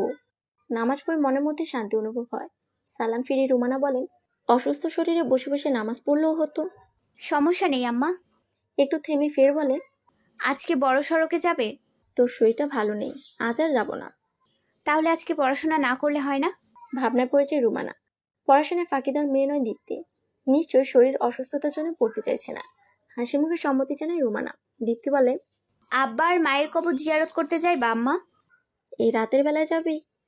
আম্মা যাই না। রুমানার ইচ্ছে করে না বারণ করতে। দীপ্তি কখনোই কোনো কিছু নিয়ে জোর করে না। তাহলে আজ যেহেতু বলছে, নিশ্চয়ই ভেবেই বলছে। কুপিপাতি নিভিয়ে হারিকেন জ্বালায়। মাথায় এক হাত ঘুমটা তুলে বলেন, মাথায় ঘুমটা দে দীপ্তি, কবরস্থানের রাস্তাটা বেশ অন্ধকার। কিছু হবে না আম্মা। ভীতু দীপ্তির মুখে এমন কথা শুনে ভারী চমকে উঠুন রুমানা। হঠাৎ করে দীপ্তি যেন অনেক বড় হয়ে গেছে। একটু একটু করে সাহস জমেছে বুকের ভেতরে। ভূতের ভয় কোনো কালেই ছিল না ওর। তবে মানুষরূপী জানোয়ারগুলোর ভয় ছিল প্রচুর। আজ সেসবের লেশ মাত্র নেই। রুমানা বলেন, তোর ভয় করছে না? না। দীপ্তি, তোর কি হয়েছে বলতো? কিছু না আম্মা, চলো না যাই। আয়। দরজায় কপাট লাগিয়ে বেরিয়ে আসে রুমানার দীপ্তি। কোনো শব্দ ছাড়া পতাকায়। চোখে মুখে উৎকণ্ঠা ছড়িয়ে ছিটিয়ে আছে। দীপ্তি যেন রক্ত মাংসে করা মানুষ নয়। হেঁটে পতাকায় দুজনে। যন্ত্রমানবী দীপ্তির দিকে বিস্ময় নিয়ে তাকায় তিনি। প্রগাঢ় দৃষ্টিতে এগিয়ে যায় দীপ্তি। মনোযোগ অন্য জায়গায় হওয়াতে পায়ে কাটা ফুটে যায় রুমানার। আর্তনাদ করে উঠুন তিনি। পেছন থেকে আওয়াজ আসতে ঘোর ভাঙে দীপ্তি। ছুটে আসে রুমানার কাছে। মাটিতে বসে পড়েছেন তিনি। জুতোর ভেতর দিয়ে বেল কাটা ঢুকেছে। দীপ্তি বলে, বাসায় চলো আম্মা। না, এত দূর এসেছি, ফিরে যাব না আর। কিন্তু আম্মা। কোনো কথা নয়। দীপ্তির চোখে মুক্তদানার মতো পানি চিকচিক করে। মায়ের ব্যথাতুর স্থানে নরম হাতে স্পর্শ করে। রক্তে পা মেখে গেছে রুমানার। বুকের ভেতর তীব্র যন্ত্রণা অনুভব করে মেয়েটা। রুমানাকে জড়িয়ে ধরে বলে, বাসায় ফিরা যায় না আম্মা। এত অল্পতেই ভয় পেয়ে গেলি মা? আমার এই সামান্য ব্যথা কিছু নয় রে, অনেক যন্ত্রণা আছে বুকে। কিসের কথা কইতেছো তুমি? আমি কিছুই বুঝতেছি না। এখন চল তো। দীপ্তির হাত ধরে এগিয়ে যায় রুমানা। খরা মাটিতে তরল রক্তের ছোপ ছোপ দাগ। নিঃসন্দেহে ভয়ের তো কোনো অশরীরের মতো দেখাচ্ছে। যে কেউ ভয় পেতে বাধ্য। দীপ্তির গা গুলি আসে। পথ যত আগায় ভয় তত বাড়ে। কখনো ভূত নামক ভয় ছিল না ওর। তবে আজ ভয় হচ্ছে, খুব বেশি ভয় হচ্ছে। কবরস্থানের কাছে আসতেই গায়ের প্রতিটি শিরা কেঁপে ওঠে। রক্তে যেন ঠান্ডা তরল স্রোত নেমে যায়। গা ঝমঝমিয়ে ওঠে। রুমানাকে খামছে ধরে দীপ্তি। আশ্বস্ত করে বলে, ভয় পাচ্ছিস কেন? কবরস্থান হলো পবিত্র। এখানে শুয়ে আছে আমাদের আপনজন। আমার ভয় করছে আম্মা। মৃদু হাসেন রুমানা। দীপ্তির হাতে হাত রেখে বলে, আয় তো আমার সাথে। কবরস্থানের ভেতরে ঢুকে দোয়া পাঠ করে দীপ্তি ও রুমানা। হঠাৎ করে অনুভব হয় দু চোখে নেমেছে নোনা জলের ফোয়ারা। তীব্র যন্ত্রণা হয় হৃদয়। যেন কেউ সুচ দিয়ে একটু একটু করে আঘাত করে চলেছে। মৃদু আর্তনাদ করে ওঠে দীপ্তি। মেয়েকে জোরে কেঁদে ওঠেন রুমানা। থমথমে মুখে বলেন, কান্না করতে নেই মা, দোয়া করতে হয়। আমার খুব কষ্ট হচ্ছে আম্মা, খুব কষ্ট হচ্ছে। বুকে পাথর চাপা দিয়ে কান্না আটকায় রুমানা। ভেঙে পড়লে চলবে না। দীপ্তির কান্নার শব্দ কবরস্থানের চারপাশে নিস্তব্ধতাকেও থমকে দেয়। করুণ আওয়াজের খেকশিয়াল জেগে ওঠে। ওর সাথে সাথে খেকশিয়ালও ডেকে ওঠে। সমস্ত করুণ আওয়াজ ভুতুড়ে পরিবেশ বিরাজ করায়। মৃদু স্বরে ডাকেন রুমানা। চিকন ঘামে ভিজে গেছে দীপ্তির শরীর। এভাবেই কেটে যায় বেশ অনেকক্ষণ। পরিবেশ তখন একদমই শান্ত। নিঃশ্বাসের শব্দ গোনা যাবে খুব সহজেই। কবরস্থান থেকে বেরিয়ে আসে দুজনে। গ্রামের পথ ধরে আসে ফসলি জমির ধারে। এই দিকটা বরাবরই শান্ত। আশেপাশে বহু দূর অবধি কোনো মানুষের বাস নেই। দীপ্তির মাথায় হাত রেখে উঠে দাঁড়ায় রুমানা। চোখের কার্নিশ বেয়ে নেমে যাওয়া অশ্রুকে বাড়তে না দিয়ে বলেন, দীপ্তি, তোর মনে অনেক প্রশ্ন তাই না? এতদিন ধরে কৌতূহলী মনকে দমিয়ে রেখেছিস। তুমি কি করে বুঝলা? তোর চোখ মুখ আমাকে অনেক কিছু বলে। তোর প্রশ্নের উত্তর আজ দিব আমি। আম্মা, আমার কোনো প্রশ্নের উত্তর চাই না। জানতে হবে দীপ্তি, জানতে হবে তোকে। ভয়ে গুটিয়ে থাকলে চলবে না। সাধারণ কথাটাই টকবগে কিশোরী মনে উদ্দীপনার সৃষ্টি করে। জাগ্রত হয় উৎকণ্ঠা। ভেজা নেত্রপল্লব মেলে তাকিয়ে থাকে রুমানার দিকে। চন্দ্র রজনীর দিকে তাকিয়ে রুমানা বলেন, তোর বাবার সাথে আমার বিয়ে হয় তখন আমি 17তে পা দিয়েছি মাত্র। বাবা তখন উপায় না পেয়ে তোর বাবার সাথে বিয়ে দিয়েছিলেন। একজন ভালো মানুষের সন্ধান করেছেন। তোর বাবার সাথে পরিচয় ছিল আগে। সুন্দরী হতে চারপাশের হায়নার নজর পড়েছিল। বাবাকে মার খেতে হয় বহুবার। পড়াশোনা স্থগিত হয়েছে 2 বছর। কোনো মতে 9ম শ্রেণীতে আসলাম। ইচ্ছে ছিল বড় পুলিশ অফিসার হব। তবে হায়নার দলেরা আমাকে সে সুযোগ দেয়নি। কেড়ে নিয়েছিল আমার কিশোরী মনের ইচ্ছা। বাবার পায়ে ধরেছিলাম যাতে আমার বিয়ে না দেন। তবে শুনিনি সে কথা। জোর করে তোর বাবার সাথে বিয়ে দিয়ে দেন। যখন শুনি সে ছিল বিবাহিত, তাছাড়া 4 বছর একটি মেয়েও আছে, তখন আমার কি অবস্থা হয়েছিল আমি নিজেও জানি না। প্রথম তোর বাবাকে ঘৃণা হতো। কি করে পারলো এত ছোট এক মেয়েকে বিয়ে করতে? তবে ধীরে ধীরে মানিয়ে নিতে শিখি। তোর বাবা সত্যিই ভালো মানুষ ছিলেন। স্বল্প আয়ে পুরো সংসার চালাতেন। তবে হঠাৎ করে নেশাগ্রস্ত হয়ে পড়লেন। ধার দেনা হলো। শেষে তোকে বিয়ের জন্য জোর করলো। সেদিন আমি তোর মাঝে নিজের প্রতিচ্ছবি দেখেছিলাম। বুকের ভেতর কষ্ট অনুভব হয়েছিল। সেই দিনই আমি নিজের মাঝের মাতৃত্বকে দেখতে পাই। তোর বাবার প্রতি রাগ থেকেই সন্তান গ্রহণ করিনি আমি। তবে সেদিন অনুভব করেছিলাম আমার মেয়ে আছে, আমার সন্তান তুই। গর্ভে ধারণ না করলেও তুই আমার মেয়ে, আমার প্রতিচ্ছবি। আমি তোর সাথে অন্যায় হতে দিব না। সেদিন নিজের মায়ের শেষ চিহ্নটা বিক্রি করে তোর বাবার সমস্ত ধার দেনা পরিশোধ করি। আগলে নেই তোকে। ভেবেছিলাম ছোট্ট একটা সংসার করব, তোকে অনেক বড় করে তুলবো, কিন্তু আমার কপালে সেটা হলো না। 6 মাস যেতে তোর বাবা মারা গেলেন। জানিস, সেদিন আমি ভেঙে পড়িনি, কারণ আমি অনুভব করেছিলাম তোর জন্য আমার শক্ত থাকতে হবে, আমার স্বপ্নের জন্য শক্ত থাকতে হবে। আমি জানি তুই মনের ভেতর কোনো ইচ্ছা রাখিসনি, আমার ইচ্ছেটা পূরণ করবি তো তুই। আমি মজা করে সেদিন তোকে অফিসার হওয়ার কথা বলিনি, আমি সত্যি তোকে বলেছিলাম পুলিশ অফিসার হওয়ার কথা। পারবি না মা? আমার স্বপ্ন পূরণ করবি তো আম্মা? বল দীপ্তি, আমাকে কথা দে তুই। কথাগুলো বলার সময় অঝরে কাঁদেন রুমানা। দীপ্তি যেন পাথর হয়ে গেছে। মেয়ের দিকে তাকিয়ে থমকে যান তিনি। হালকা আলোতে দীপ্তির মায়াবী মুখ নিজের কৈশোরের কথা মনে করায়। ছুটে আসেন রুমানা, মেয়েকে জড়িয়ে ধরে ঝমঝমে কাঁদেন, বলেন, কথা দে দীপ্তি। কথা দিলাম আম্মা, তোমার সব স্বপ্ন পূরণ করব আমি। দুষ্ট লোকে হিংস্র থাবাকে ধ্বংস করব। আমি তোমার মেয়ে আম্মা, হিংস্রকে বিনাশ করব। পর্ব কয়েকখানা চুমু খান রুমানা। দীপ্তির চোখ থেকে কোনো পানি পড়ে না। সে বলে, আম্মা, আমি একটা কথা লুকাইছি তোমার থেকে। কি কথা? মন্টুর অবস্থার জন্য আমি দায়ী। আমি লাঠি দিয়ে মাথায় আঘাত করেছি। দুহাত পিছিয়ে যান রুমানা, দীপ্তির বাহু চেপে ধরেন। আশেপাশে তাকিয়ে সতর্ক হন। অজানা ভয়ে রক্ত শীতল হয়ে যায়। দীপ্তির জীবন আশঙ্কায় ভাবতেই গায়ে কাটা দেয়। রক্তচক্ষু ধারণ করে রুমানা রাকে বলল, দীপ্তিকে বাঁচাবে কি করে? 1 মাস পর পরীক্ষা নিয়ে ভীষণ ব্যস্ত দীপ্তি। স্কুলে স্যারদের কাছে বেশ প্রশংসা রয়েছে।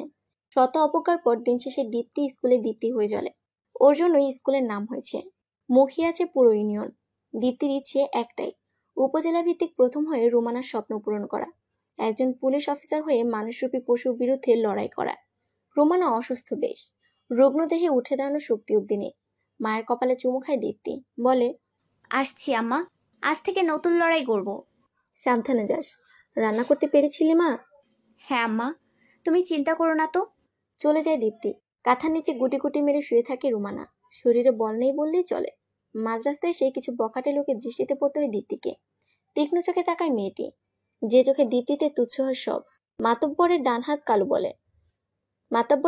কালু বলে, কি রে মাইয়া, আগের থন অনেক সুন্দর হইছস দেহি, রূপ যৌবন বাড়ছে খুব।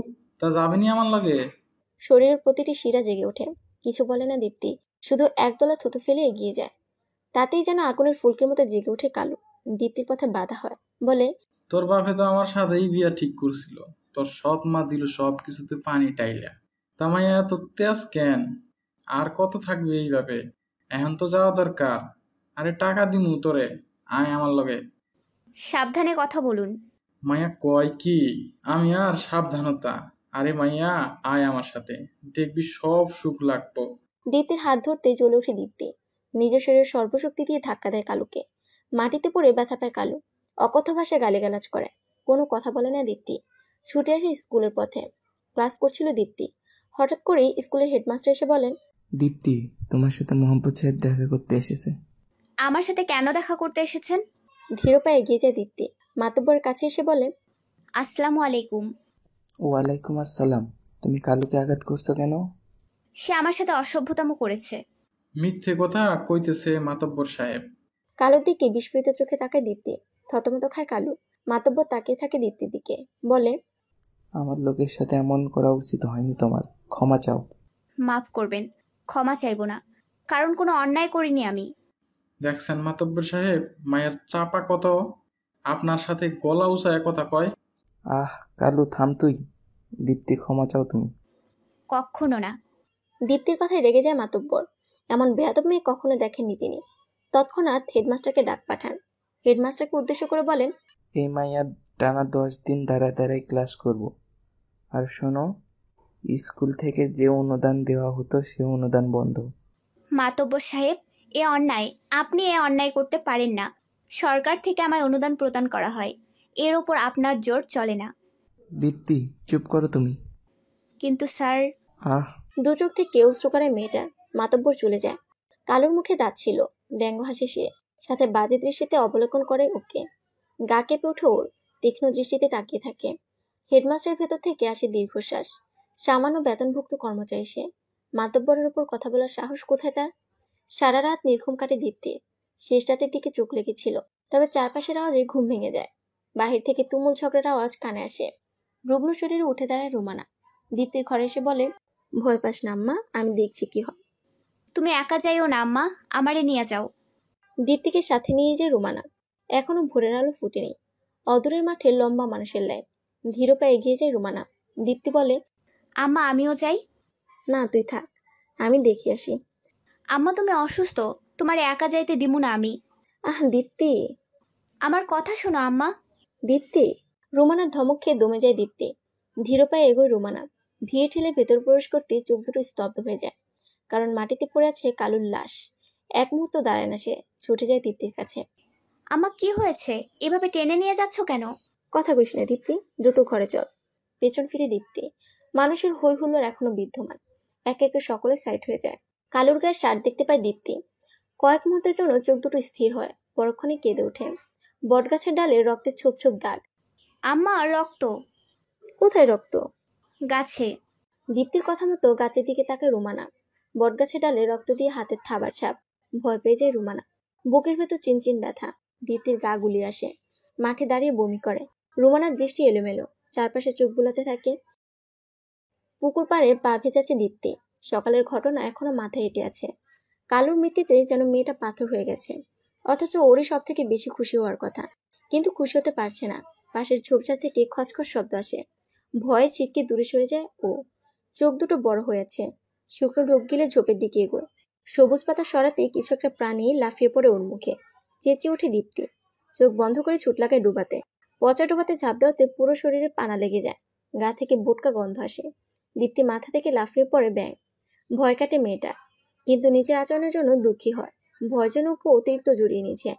কালুর মৃত্যুটা ভয়ঙ্কর। চোখ দুটো খুবলে নিয়েছে কেউ। জিভের মাথা কাটা। সেই ভয়ঙ্কর দৃশ্য মনে করতে পারে না দীপ্তি। মনে মনে সয়েক গালি দেয় নিজেকে। রুমানা থেকে লুকিয়ে কালুর লাশ দেখতে গিয়েছিল।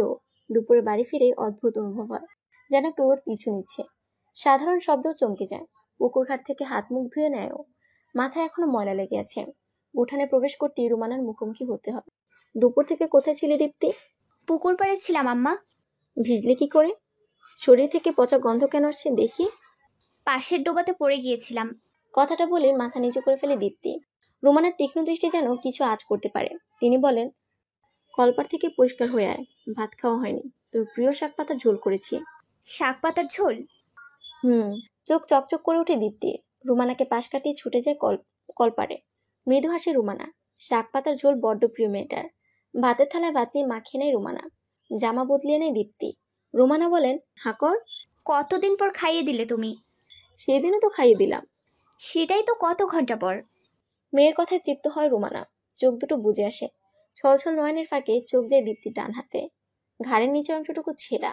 ভাতের প্লেট রেখে সেখানে মনোযোগ দেয় রুমানা। দীপ্তি বলে, এটা কিছুই নয়, ছিঁড়ে গেছে আর কি। আমাকে বলিসনি কেন? তুমি তো অসুস্থ। সে যাই হোক, তাই বলে বলবি না? খাবার খেয়ে আমার সেলাই দেখবি, হাতে হাতে শিখে রাখবি, কাজে দিবে। আচ্ছা। ভাতের লোকমা তুলেন রুমানা। দীপ্তি বলে, তুমি তো খেলে না আম্মা। আমি পরে খাবো, এখন তুই হাঁ করতো। খটকা লাগে ওর। রুমানার কথা বিশ্বাস হয় না, তাই উঠে যায়। কোথায় যাচ্ছিস তুই? দীপ্তি, আমার কথা শোন। রুমানার কথা পাত্তা দেয় না ও। চলে যায় রান্নাঘরে। ভাতের হাড়ে মেলে চোখ দুটো চিকচিক করে ওঠে। এক মুঠো ভাতও নেই তাতে। হৃদয়ে জ্বালা হয়, ভীষণ জ্বালা। সৎমা হয়ে কি করে পারে এমনটা করতে? নিজে না খেয়ে সৎ মেয়ের জন্য খাবার রাখা। পেছন থেকে রুমানার স্পর্শ পেতেই ঝমঝমে কেঁদে ওঠে দীপ্তি। জড়িয়ে ধরে বলে, তুমি কি মানুষ আম্মা? কি করে পারো এতটা ভালোবাসতে? আমি এতটা ভাগ্যবতী কেন আম্মা? এত ভালোবাসা পাবার যোগ্যতা কি আমার আছে? মাতবা সাহেব, কালুর মৃত্যুর রহস্য খুঁজে পেয়েছেন?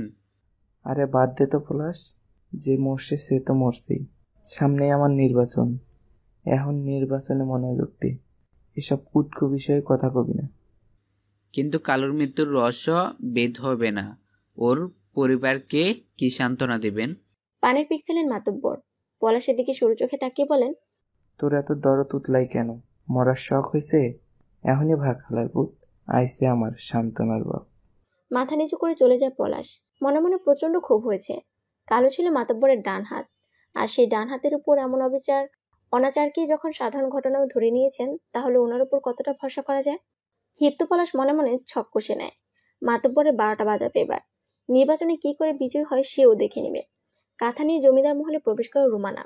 সদর দরজায় এসে মাথায় ঘুমটা তুলে নেয়। দীপ্তির চোখ যেন ছানা বড়া, অবাক চোখে তাকিয়ে থাকে জমিদার মহলের বিশাল কারুকাজে। আদেশে শুরু রুমানা বলেন, মাথায় ঘুমটা তুলে নেয়। আগে কখনো জমিদার বাড়িতে আসিনি, জানি না কি আদব কায়দা।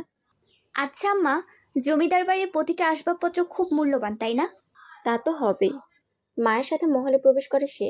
চারপাশে চোখ বুলাতে থাকে বিস্মিত নয়নে। চোখ যেন নড়তেই চায় না। এমন সৌন্দর্য আগে কখনো দেখেনিও। গ্রামের মাতব্বর বাড়িকে রাজপ্রাসাদ মনে হতো ওর। এখন তো মনে হচ্ছে জমিদার মহল কোনো স্বর্গপুরী। অন্যমনস্ক থাকাতে দরজায় মাথা ঢুকে যায়। আহ বলে আর্তনাদ করে ওঠে। একজন রক্ষী ছুটে এসে বলে, এই কে তুমি? মহলে কি করছো? আমি আমি দীপ্তি, জমিদার মহলে কাঁথা দিতে এসেছি। এখান থেকে যাও, আর এদিকে আসবে না। মাথা ঝাঁকায় দীপ্তি। রক্ষী যেন হাঁফ ছেড়ে বাঁচে। নিজ অবস্থানে যাবার জন্য পা বাড়াতে পেছন থেকে মিষ্টি এক কণ্ঠ কানে আসে। কে এসেছিল রক্ষী? সুপ্রভাত জনাব। সুপ্রভাত। কে এসেছিল? কোনো এক কাঁথা বিক্রেতার মেয়ে। ওহ আচ্ছা, জমিদার মহাশয়ের জন্য চিত্র তৈরি হয়ে গেছে, তাকে ডেকে পাঠাও। আচ্ছা জনাব। রক্ষী চলে যায়। দরজা লাগিয়ে দেয় কুশল। বহু চেষ্টার পর আজ জমিদার পরম্পরা ভুক্ত চিত্রটি তৈরি করতে পেরেছে সে। বলতেই হয়, কয়েক শত বছর পূর্বে চিত্রশিল্পীদের হাতের কাজ ছিল খাসা। দীর্ঘ 38 দিন পর একটি চিত্র তৈরি করতে সক্ষম হলো। অথচ দেশের বিভিন্ন স্থানে কুশলের হাতের প্রশংসায় পঞ্চমুখ। বাহ, তোমার হাতের কারুকাজ প্রশংসনীয় বটে। সবগুলো কাঁথাই আমার পছন্দ হয়েছে। ধন্যবাদ ম্যাডাম। কি যেন নাম তোমার? রোমানা সুন্দরী। খাসা নাম তো। আচ্ছা শোনো রোমানা সুন্দরী, তোমার সবগুলো কাঁথাই আমি নিয়ে নিচ্ছি, আর তোমার পারিশ্রমিকও এখনই দিয়ে দেওয়া হবে। আচ্ছা ম্যাডাম। জমিদার গিন্নি থেকে বিদায় নেয় রুমানা। দীপ্তিকে অনেক সময় ধরে দেখেনি সে। মাঝে কোথায় দাঁড়িয়েছে কে জানে। চিন্তাগ্রস্ত রুমানা এগিয়ে যায়। রক্ষীর সামনে এসে দাঁড়ায়। বলে, আপনি কি একটা মেয়েকে দেখেছেন? কোন মেয়ে? আম্মা, পেছন থেকে দীপ্তির কণ্ঠ কানে আসতে ঘুরে তাকায় রুমানা। দ্রুত দীপ্তির কাছে এসে বলেন, কোথায় গিয়েছিলি? জানিস না এটা জমিদার মহল? এখানেই ছিলাম আম্মা। এখন দ্রুত আয়। দীপ্তির হাত ধরে বেরিয়ে আসেন রুমানা। দরজার মেন ফটকে এসে জমিদার মুখোমুখি হতে হয়। জমিদার আনন্দ পাঠান বলেন, এরা কারা? কাঁথা বিক্রেতার জনাব। ও, জমিদার চলে যান। রুমানার দীপ্তি দ্রুত পায়ে বেরিয়ে আসে। দীপ্তি বলে, জমিদার সাহেব এমন কেন আম্মা? কেমন যেন তার দৃষ্টি। ওহ কিছু নয়, সন্ধ্যার পূর্বে বাসায় ফিরতে হবে। গ্রামের পথ ধরে হেঁটে যায় দুজনে। পা যেন ব্যথা টনটন করছে। উপায় না পেয়ে বড় সড়কে আসেন রুমানা। লোকাল বাসে করে আসেন নিজেদের গ্রামে। এই প্রথম বাসে চড়েছে দীপ্তি। নিজের গ্রামের বাইরে একটি গ্রামে ঘুরেছে সে।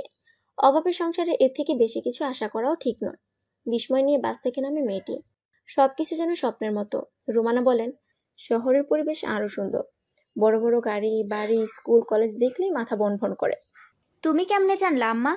আমি গিয়েছিলাম তো, আব্বা আমাকে নিয়ে গিয়েছিল। শহরের পরিবেশ হলো কল্পনার মতো। তোর ম্যাডাম বলেছে তো উপজেলা ভিত্তিক প্রথম হতে পারলে তোর শহরের পড়াশোনা সব খরচ দিবে। কিন্তু আম্মা, আমি যদি না পারি? আরে বোকা মেয়ে, পারবি না পারলে আমি আছি তো। তোরে শহরে নিয়ে পড়ালেখা করামো। তুই মস্ত বড় পুলিশ অফিসার হবি। কি যেন বলে, কেমন অফিসার যেন? যাই হোক, বড় অফিসার হবি তুই। চোখে হাজার খানেক স্বপ্ন জমা হয়। অজপাড়া গ্রামের মেয়েটি পুলিশ অফিসার হতে চায়। এর থেকে ভালো কিছু আছে? সন্ধ্যার অনেক আগেই বাসায় ফিরে দীপ্তি। জমিদার মহলের সৌন্দর্য ওর নজর কেড়েছে। তার থেকে বেশি নজর কেড়েছে সুদর্শন পুরুষের ছবি। যে ছবি দেখে হিমশীতল বাতাস বয়ে গেছে ওর পুরো শরীরে। স্নিগ্ধ মোহে জড়িয়ে গেছে ওর দু চোখ। মাথায় একটাই কথা আসে, পুরুষ মানুষ এত সুন্দর হয়? সন্ধ্যার আজান কানে আসতেই হুড়মুড়িয়ে উঠে দীপ্তি। মাথায় ঘুমটা টেনে যায় পুকুর পাড়ে। কেন পুকুর পাড়ে আসলো তার জানা নেই। হঠাৎ করে সে দেখতে পায় ছোপ ছোপ রক্ত। গা গুলিয়ে আসে। পাশে পড়েছে বড় রকমের তলোয়ার। আম্মা বলে চিৎকার করে দীপ্তি। নামাজে বসবেন রুমানা। তৎক্ষণাৎ দীপ্তির চিৎকারে ছুটে যান। পুকুর পাড়ে পড়ে থাকতে দেখে চিত্ত কেঁপে ওঠে। দীপ্তির চোখ মুখ উল্টে যাবার উপক্রম। পাশে পড়ে আছে রক্তমাখা তলোয়ার। কাউকে ডাকার পরিস্থিতিও নেই। কোনো মতে দীপ্তিকে টেনে তুলেন রুমানা। পানি ছিটে পড়তে চোখ মেলে তাকায়ও। বলে, আমার রক্ত, দেখো রক্ত। কোনো রক্ত নেই দীপ্তি, কোনো রক্ত নেই। পাশে তাকায়ও। সত্যিই তো কোনো রক্ত নেই, আর না আছে তলোয়ার। তবে কি ভ্রম ছিল এটা? রোমানার হাত ধরে উঠে আসি দীপ্তি, চিন্তা রেখে স্পষ্ট, গা কাঁপুনি দিয়ে ওঠে। তৎক্ষণাৎ টোটকা এনে দীপ্তিকে খাইয়ে দেন রোমানা। কপালে চুমুকে বলেন, আজ আর বড় সড়কে যাওয়ার প্রয়োজন নেই। আচ্ছা আম্মা। কপিবাতির আলোতে ঝুঁকে পড়াশোনা করে দীপ্তি। রান্নাঘরে এসে রোমানা থম মেরে বসে পড়েন। তলোয়ার নিয়ে বেশ চিন্তায় পড়ে গেছেন উনি। কে করলো এই কাজ? আপনাকে ধন্যবাদ জমিদার আনন্দ পাঠান। আরে কি যে বলো না কৌশল, ধন্যবাদ তো তোমার প্রাপ্য। কত শত শিল্পী চেষ্টা করেছে, কিন্তু কেউ পারেনি। তোমার কাজে আমি বিস্মিত। তো আর কটা দিন থাকলেও তো হতো। কিছু কাজ রয়েছে গ্রামে, বহুদিন হলো যাওয়া হয় না।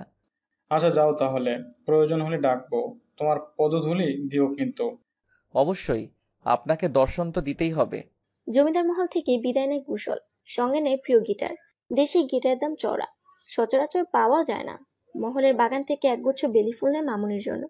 বেলি ফুলের পাপড়িগুচ্ছ বড্ড প্রিয় মামুনির। অশান্ত হয়ে গেছে আনন্দ পাঠান, ভারী তার কণ্ঠ। জয়নুল, এই জয়নুল, জি জনাব। কাঁথা বিক্রেতার খোঁজ লাগা, 7 দিনের মধ্যে ওকে আমার চাই। যদি না পাই তোর কল্লা যাবে। জি জনাব, আমি এখনই খোঁজ লাগাচ্ছি। আনন্দের চোখে ভাসে রুমানার নরম হাত। এমন সুন্দর হাত একজনের ছিল, কিছুটা আজ করতে পারে সে।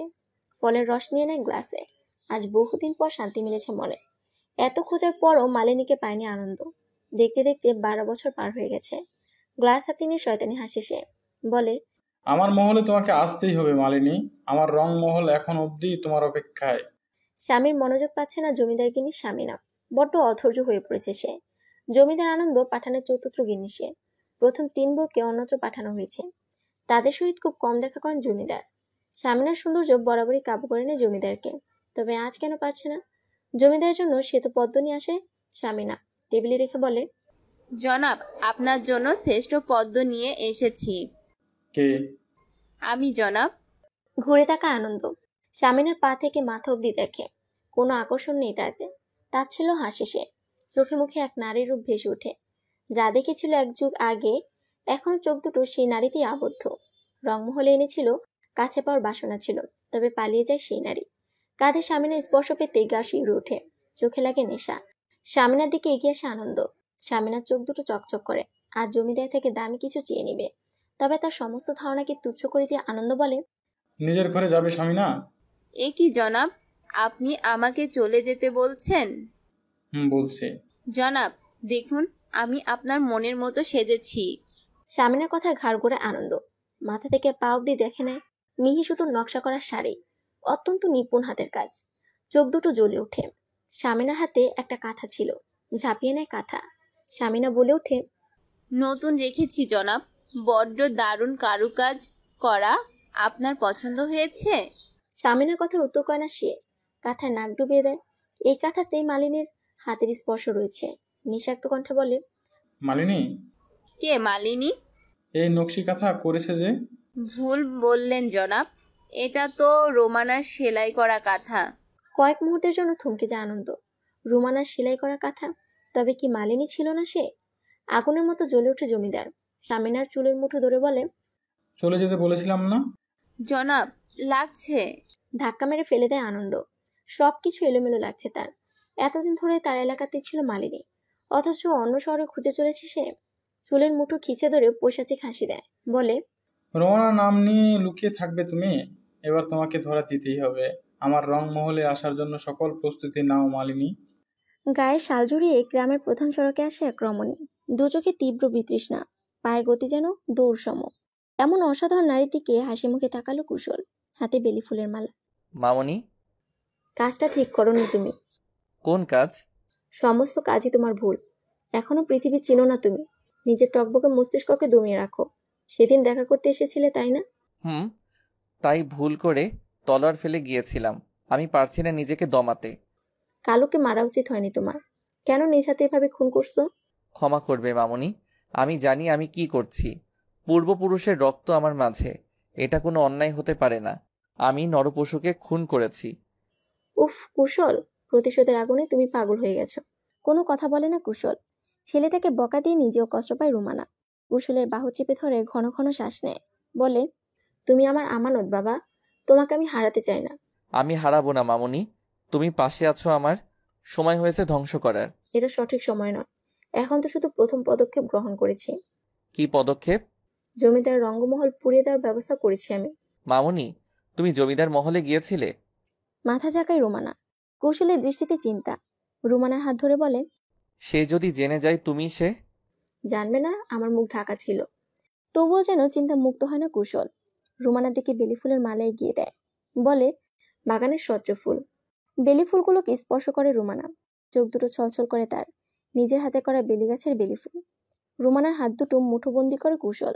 ঝাপসা চোখে বলে, পরবর্তী সুযোগটা হারাতে চাই না আমি। অপেক্ষা করো কুশল, সময়ের অপেক্ষা। সামনের পূর্ণিমাই হবে জমিদারের শেষ রাত। মৃদু হাসে কুশল। ছেলেটার চোখে মুখে হাত বুলিয়ে দেয় রুমানা। কিছু দূর থেকে চাপা স্বর কানে আসে। সতর্ক হয়ে যায় দুজনে। মন্টুর অবয়ব চিনতে অসুবিধা হয় না রুমানার। সে বুঝতে পারে না এই গভীর রাতে মন্টু কোথায় যাচ্ছে। কুশল আর রুমানা মন্টুর পিছু নেয়। প্রথমে ভেবেছিল মন্টু হয়তো বোনের বাসাতে যাচ্ছে, কিন্তু না, রুমানার ঘরের দিকে আগাচ্ছে। বুকের ভেতর হু হু করে ওঠে রুমানার। একা মেয়েকে ফেলে যাওয়া উচিত হয়নি। রুমানা বলে, তুমি বাইরেই থাকো কুশল, আমি ঘরে যাচ্ছি। মেয়েটা জেগে গেল নাকি তাও জানি না। কিন্তু মামুনি, আমি আবার আসবো। বাড়ির পেছনের জঙ্গলে চলে যায় কুশল। ঘরে প্রবেশ করে রুমানা। গভীর ঘুমে আচ্ছন্ন দীপ্তি। হবেই না কেন, ঘুমের ওষুধ দিয়েছেন কিনা, তবুও ভয় কাজ করে। আজ যদি মন্টু ঘরে প্রবেশের চিন্তা করে তবে কল্লা যাবে নিশ্চিত। ঘরের দরজার কাছে ছুরি নিয়ে বসে থাকে রুমানা। যেই ভাবে সেই কাজ। মন্টু ঘরে প্রবেশের চেষ্টা চালায়। দীপ্তির কথা মনে হতেই পিছিয়ে যায় রুমানা। ঘর থেকে বেরিয়ে যায় রান্নাঘরের দিকে। মন্টু কিছু একটা বুঝতে পারে। বহুদিন ধরে রুমানার প্রতি বাজে দৃষ্টি তার। রান্নাঘরের দিকে আগাতেই পেছন থেকে ছুরি মেরে দেয় রুমানা। চোখে মুখে ছিটে আসে রক্ত। মন্টুর মুখ থেকে গোঙানির আওয়াজ আসে। পা দিয়ে পিষে ধরে মন্টুর মুখ। মিনিট খানেক পর মন্টু থেমে যায়, অর্থাৎ মরে গেছে। তৃপ্ত হাসেন রুমানা। এমন জানোয়ারদের বেঁচে থাকার অধিকার নেই। ব্যস্ত ব্যয় ছুটে আসে কুশল। চাপা কণ্ঠে বলে, মামুনি, এটা কি করলে? একে ফেলে দেওয়ার ব্যবস্থা করো কুশল। কিন্তু দামিনী আমি, আর তুমি আমার আমানত। আমি থাকতে তোমার হাত নোংরা করতে দিব না আর। কথা বাড়ায় না কুশল। মন্টুকে টেনে নিয়ে যায় ডোবার ধারে। ডোবাতে স্রোত প্রচুর। তাছাড়া ময়লা আবর্জনা স্তূপ এখানে। আগামী 7 দিনও কেউ খুঁজে পাবে না মন্টুকে। মন্টুকে ফেলে দেয় কুশল। উঠানে এসে দেখে সমস্ত রক্তের চিহ্ন মুছে ফেলেছেন রুমানা। কৌশলের দিকে তাকিয়ে বলে, ভয় পেও না কুশল, এটা আমার প্রথম খুন নয়। এর আগেও আমি 2টো খুন করেছি। সেটার জন্য অনুমতি ছিল মামুনি। মহলকে রক্ষা করা প্রতিটা সদস্যের দায়িত্ব ছিল। কিন্তু এবার ভুলে যাও এসব। কথা বলে না দুজনে কেউই। হাত মুখ ধুয়ে নেয়। পরপর কয়েকবার মুখে পানি ঝাপটা দেয় কুশল। রুমানাকে যত দেখে ততই অবাক হয় ছেলেটা। একমাত্র জমিদার আনন্দকে ভয় পান রুমানা। সেই নিকৃষ্টতম জানোয়ারের আচরণ এতটাই মারাত্মক যে এখনো গায়ে কাটা দেয়। মোরগের ডাকে ঘুম ভাঙে দীপ্তির। সন্ধ্যাবেলা গভীর ঘুমে আচ্ছন্ন হয়ে পড়েছিল সে। রুমানাকে নামাজ শেষ করতে দেখে উঠে পড়ে। অজু করে নিজেও নামাজ আদায় করে। আজকাল বড্ড ঘুম পাচ্ছে তার। কথা বলে না দুজনের কেউই। হাত মুখ ধুয়ে নেয়। পরপর কয়েকবার মুখে পানি ঝাপটা দেয় কুশল। রুমানাকে যত দেখে ততই অবাক হয় ছেলেটা। একমাত্র জমিদার আনন্দকে ভয় পায় রুমানা। সেই নিকৃষ্টতম জানোয়ারের আচরণ এতটাই মারাত্মক যে এখনো গায়ে কাটা দেয়। মোরগের ডাকে ঘুম ভাঙে দীপ্তি। সন্ধ্যাবেলায় গভীর ঘুমে আচ্ছন্ন হয়ে পড়েছিল সে। রুমানাকে নামাজ শেষ করতে দেখে উঠে পড়ে। অজু করে নিজেও নামাজ আদায় করে। আজকাল বড্ড ঘুম পাচ্ছে তার। সন্ধ্যা রাতেই ঘুমিয়ে পড়ে। সামনেই ফাইনাল পরীক্ষা। রুমানা রান্নাঘরে চলে যায়। হাত মুখ ধুয়ে পড়তে বসে দীপ্তি। আধ ঘন্টা পর খাবার নিয়ে আসেন রুমানা। দীপ্তির পাশে বসে বলে, খাবার খেয়ে পড়তে বসো, খালি পেটে পড়া হয় না। অনেক পড়া বাকি আম্মা, কয়েকদিন যাবৎ শুধু শুধু ঘুমিয়ে যাই। কিছু হবে না, খেয়ে পড়তে বসো। খাবার মুখে তুলে আবারও পড়ায় মনোনিবেশ করে দীপ্তি। হঠাৎ করে সে পুরুষের কথা মাথায় আসে। সুদর্শন পুরুষের 2 চোখ যেন হৃদয়ে দাগ কেটে নিয়েছে। রুমানার ডাকে ঘোর কাটে ওর। বলে, খাচ্ছি। উঠানে এসে চেঁচিয়ে ডাকে পিয়ন। সাইকেলের হর্ন কানে আসতে ছুটে যায় দীপ্তি। বলে, কিসের চিঠি এসেছে চাচা? মিনতি ম্যাডামের বাসা থেকে চিঠি এসেছে। ম্যাডামের বাসা থেকে চিঠি? চোখ চকচক করে ওঠে দীপ্তির। ঘুমটা টেনে এগিয়ে আসেন রুমানা। দীপ্তির মুখোমুখি হয়ে বলেন, কে পাঠালো চিঠি? মিনতি ম্যাডামের বাসা থেকে। চিঠি মানে দীপ্তি। পুরো চিঠিটা পড়ে যেন সে স্তব্ধ হয়ে যায়। 2 চোখে কার্নিশে জমে যায় পানি। কেঁদে ওঠে মেয়েটা। হঠাৎ করে দীপ্তির কান্নার কারণ বুঝতে পারে না রুমানা। ব্যগ্র হয়ে বলে, কি হয়েছে? মিনতি ম্যাডাম আর নেই আম্মা। ওনার সাথে সাথে তোমার দেওয়া স্বপ্নও শেষ হয়ে গেল। এখন তো স্কুল থেকে অনুদানও দিচ্ছে না আমায়। আমি কি করে তোমার স্বপ্ন পূরণ করব আম্মা? মাটি হাতে কান্না করে দীপ্তি। যেন সমস্ত সুখের মাঝে দুঃখগুলোর গলায় এসে গেছে। রুমানার হাত ধরে ক্রন্দনরত অবস্থাতেই বলে, আমি তোমার স্বপ্ন পূরণ করতে পারলাম না আম্মা। আমি বড় অফিসার হতে পারলাম না আর। শান্ত হ আম্মা, কিচ্ছু হয়নি। আমি তোকে পড়াবো, তোকে অনেক বড় অফিসার বানাবো। এত টাকা পাবে কোথায় আম্মা? উত্তর করতে পারে না রুমানা। হু হু করে উঠে তার মন। দীপ্তির মাথায় হাত বুলাতে বুলাতে চোখ বন্ধ করে। সন্ধ্যাবেলায় কুশল এসে হাজির। কাঁদতে কাঁদতে ঘুমিয়ে পড়েছে দীপ্তি। সারা দিন আজ কান্না করেছে। রুমানা বলে, শেষমেশ আমি হেরে গেলাম কুশল। ভেবেছিলাম মেয়েটাকে নিজের সামর্থ্য দিয়ে অফিসার করে তুলবো, গড়ে তুলবো শক্তভাবে। পারলাম না আমি। ওর জন্য সে সুযোগ ছিল, সেটাও শেষ হয়ে গেল। চিন্তা করছো কেন মামুনি? আমি তো অনেক আগেই বলেছি দীপ্তির পড়াশোনার খরচ আমি দেই, কিন্তু তুমি কোনো কথাই শুনলে না। হেরে গেলাম আমি। ছেলের উপর ভরসা রাখো মামুনি। আমি যদি হই তোমার আমানত, তবে তোমার প্রতিও তো আমার কর্তব্য আছে, কি আছে না? কথা বলে না রুমানা। এবার আর উপায় নেই, কুশলের থেকে সাহায্য গ্রহণ করতেই হবে। রজনী দীর্ঘ হয়, সাথে গাঢ় হয় দীর্ঘশ্বাস। রুমানার মন কাঁদে। নিজের স্বপ্নগুলো দীপ্তির মাঝে দেখেছে সে। দীপ্তিকে গড়ে তোলার স্বপ্নে তো কাটালো প্রায় 2 বছর। দীপ্তির পাশে বসে আছে কুশল। মেয়েটার নাম শুনেছে বহুবার, তবে দেখেনি কখনো। অবশ্য কখনো আগ্রহ হয়নি। পরিকল্পনা ছিল একটাই, জমিদার আনন্দ পাঠানকে শেষ করে দেওয়া। প্রতিশোধের আগুনে তো বেড়ে উঠেছে ছেলেটা। গুনগুনে 23 বছরে পা দিল আজ। গরম গরম পিঠে নিয়ে হাজির হয় রুমানা। কুশলের দিকে বাড়িয়ে বলে, এর থেকে বেশি আয়োজন করতে পারলাম না তোমার জন্য। সকালের খবরটা পুরো দিনটাকেই মাটি করে দিয়েছে। তোমার মেয়ে উঠে যাবে মামুনি। ঔষধ দিয়ে অজ্ঞান করে রেখেছি। সামনে তোর পরীক্ষা। ভাবছি পরীক্ষার পর পুরো সত্যিটা জানাবো ওকে। প্রচন্ড ভীতু প্রকৃতির। তবে জানিস কি হয়েছে? একটা ছোট্ট বাচ্চা মেয়েকে ধরে নিয়ে এসেছিল মন্টু। সেটা দেখতে পেয়ে ওর মাথা ফাটিয়ে দিয়েছে। সে কি কথা? তাহলে ভীতু কি করে হলো? ভীতুই বটে। আসলে আমি তো কখনো মায়ের মতো ভালোবাসিনি ওকে, কিংবা ওর আব্বার আদরটুকুও পাইনি। যেদিন ওর আব্বা ওর বিয়ে ঠিক করলো, সেদিন যেন আমি ওর মাঝে আমাকে দেখতে পেয়েছিলাম। যদিও আমাদের প্রেক্ষাপট ভিন্ন, তবে খুব মায়া ধরেছিল। তাই তো সমস্ত কিছু ভুলে ওকে নিজের করে নিয়েছে। যদিও এটা কিছুটা স্বার্থপরতাই বটে, তবে সত্যি আমি ওকে ভালোবাসি। রুমানার কথায় হাসে কুশল। পিঠে মুখে দিয়ে বলে, তোমার হাতের রান্না বরাবরই ভালো, আর পিঠে তো লাজবাব। কৃতার্থ হলাম জনাব।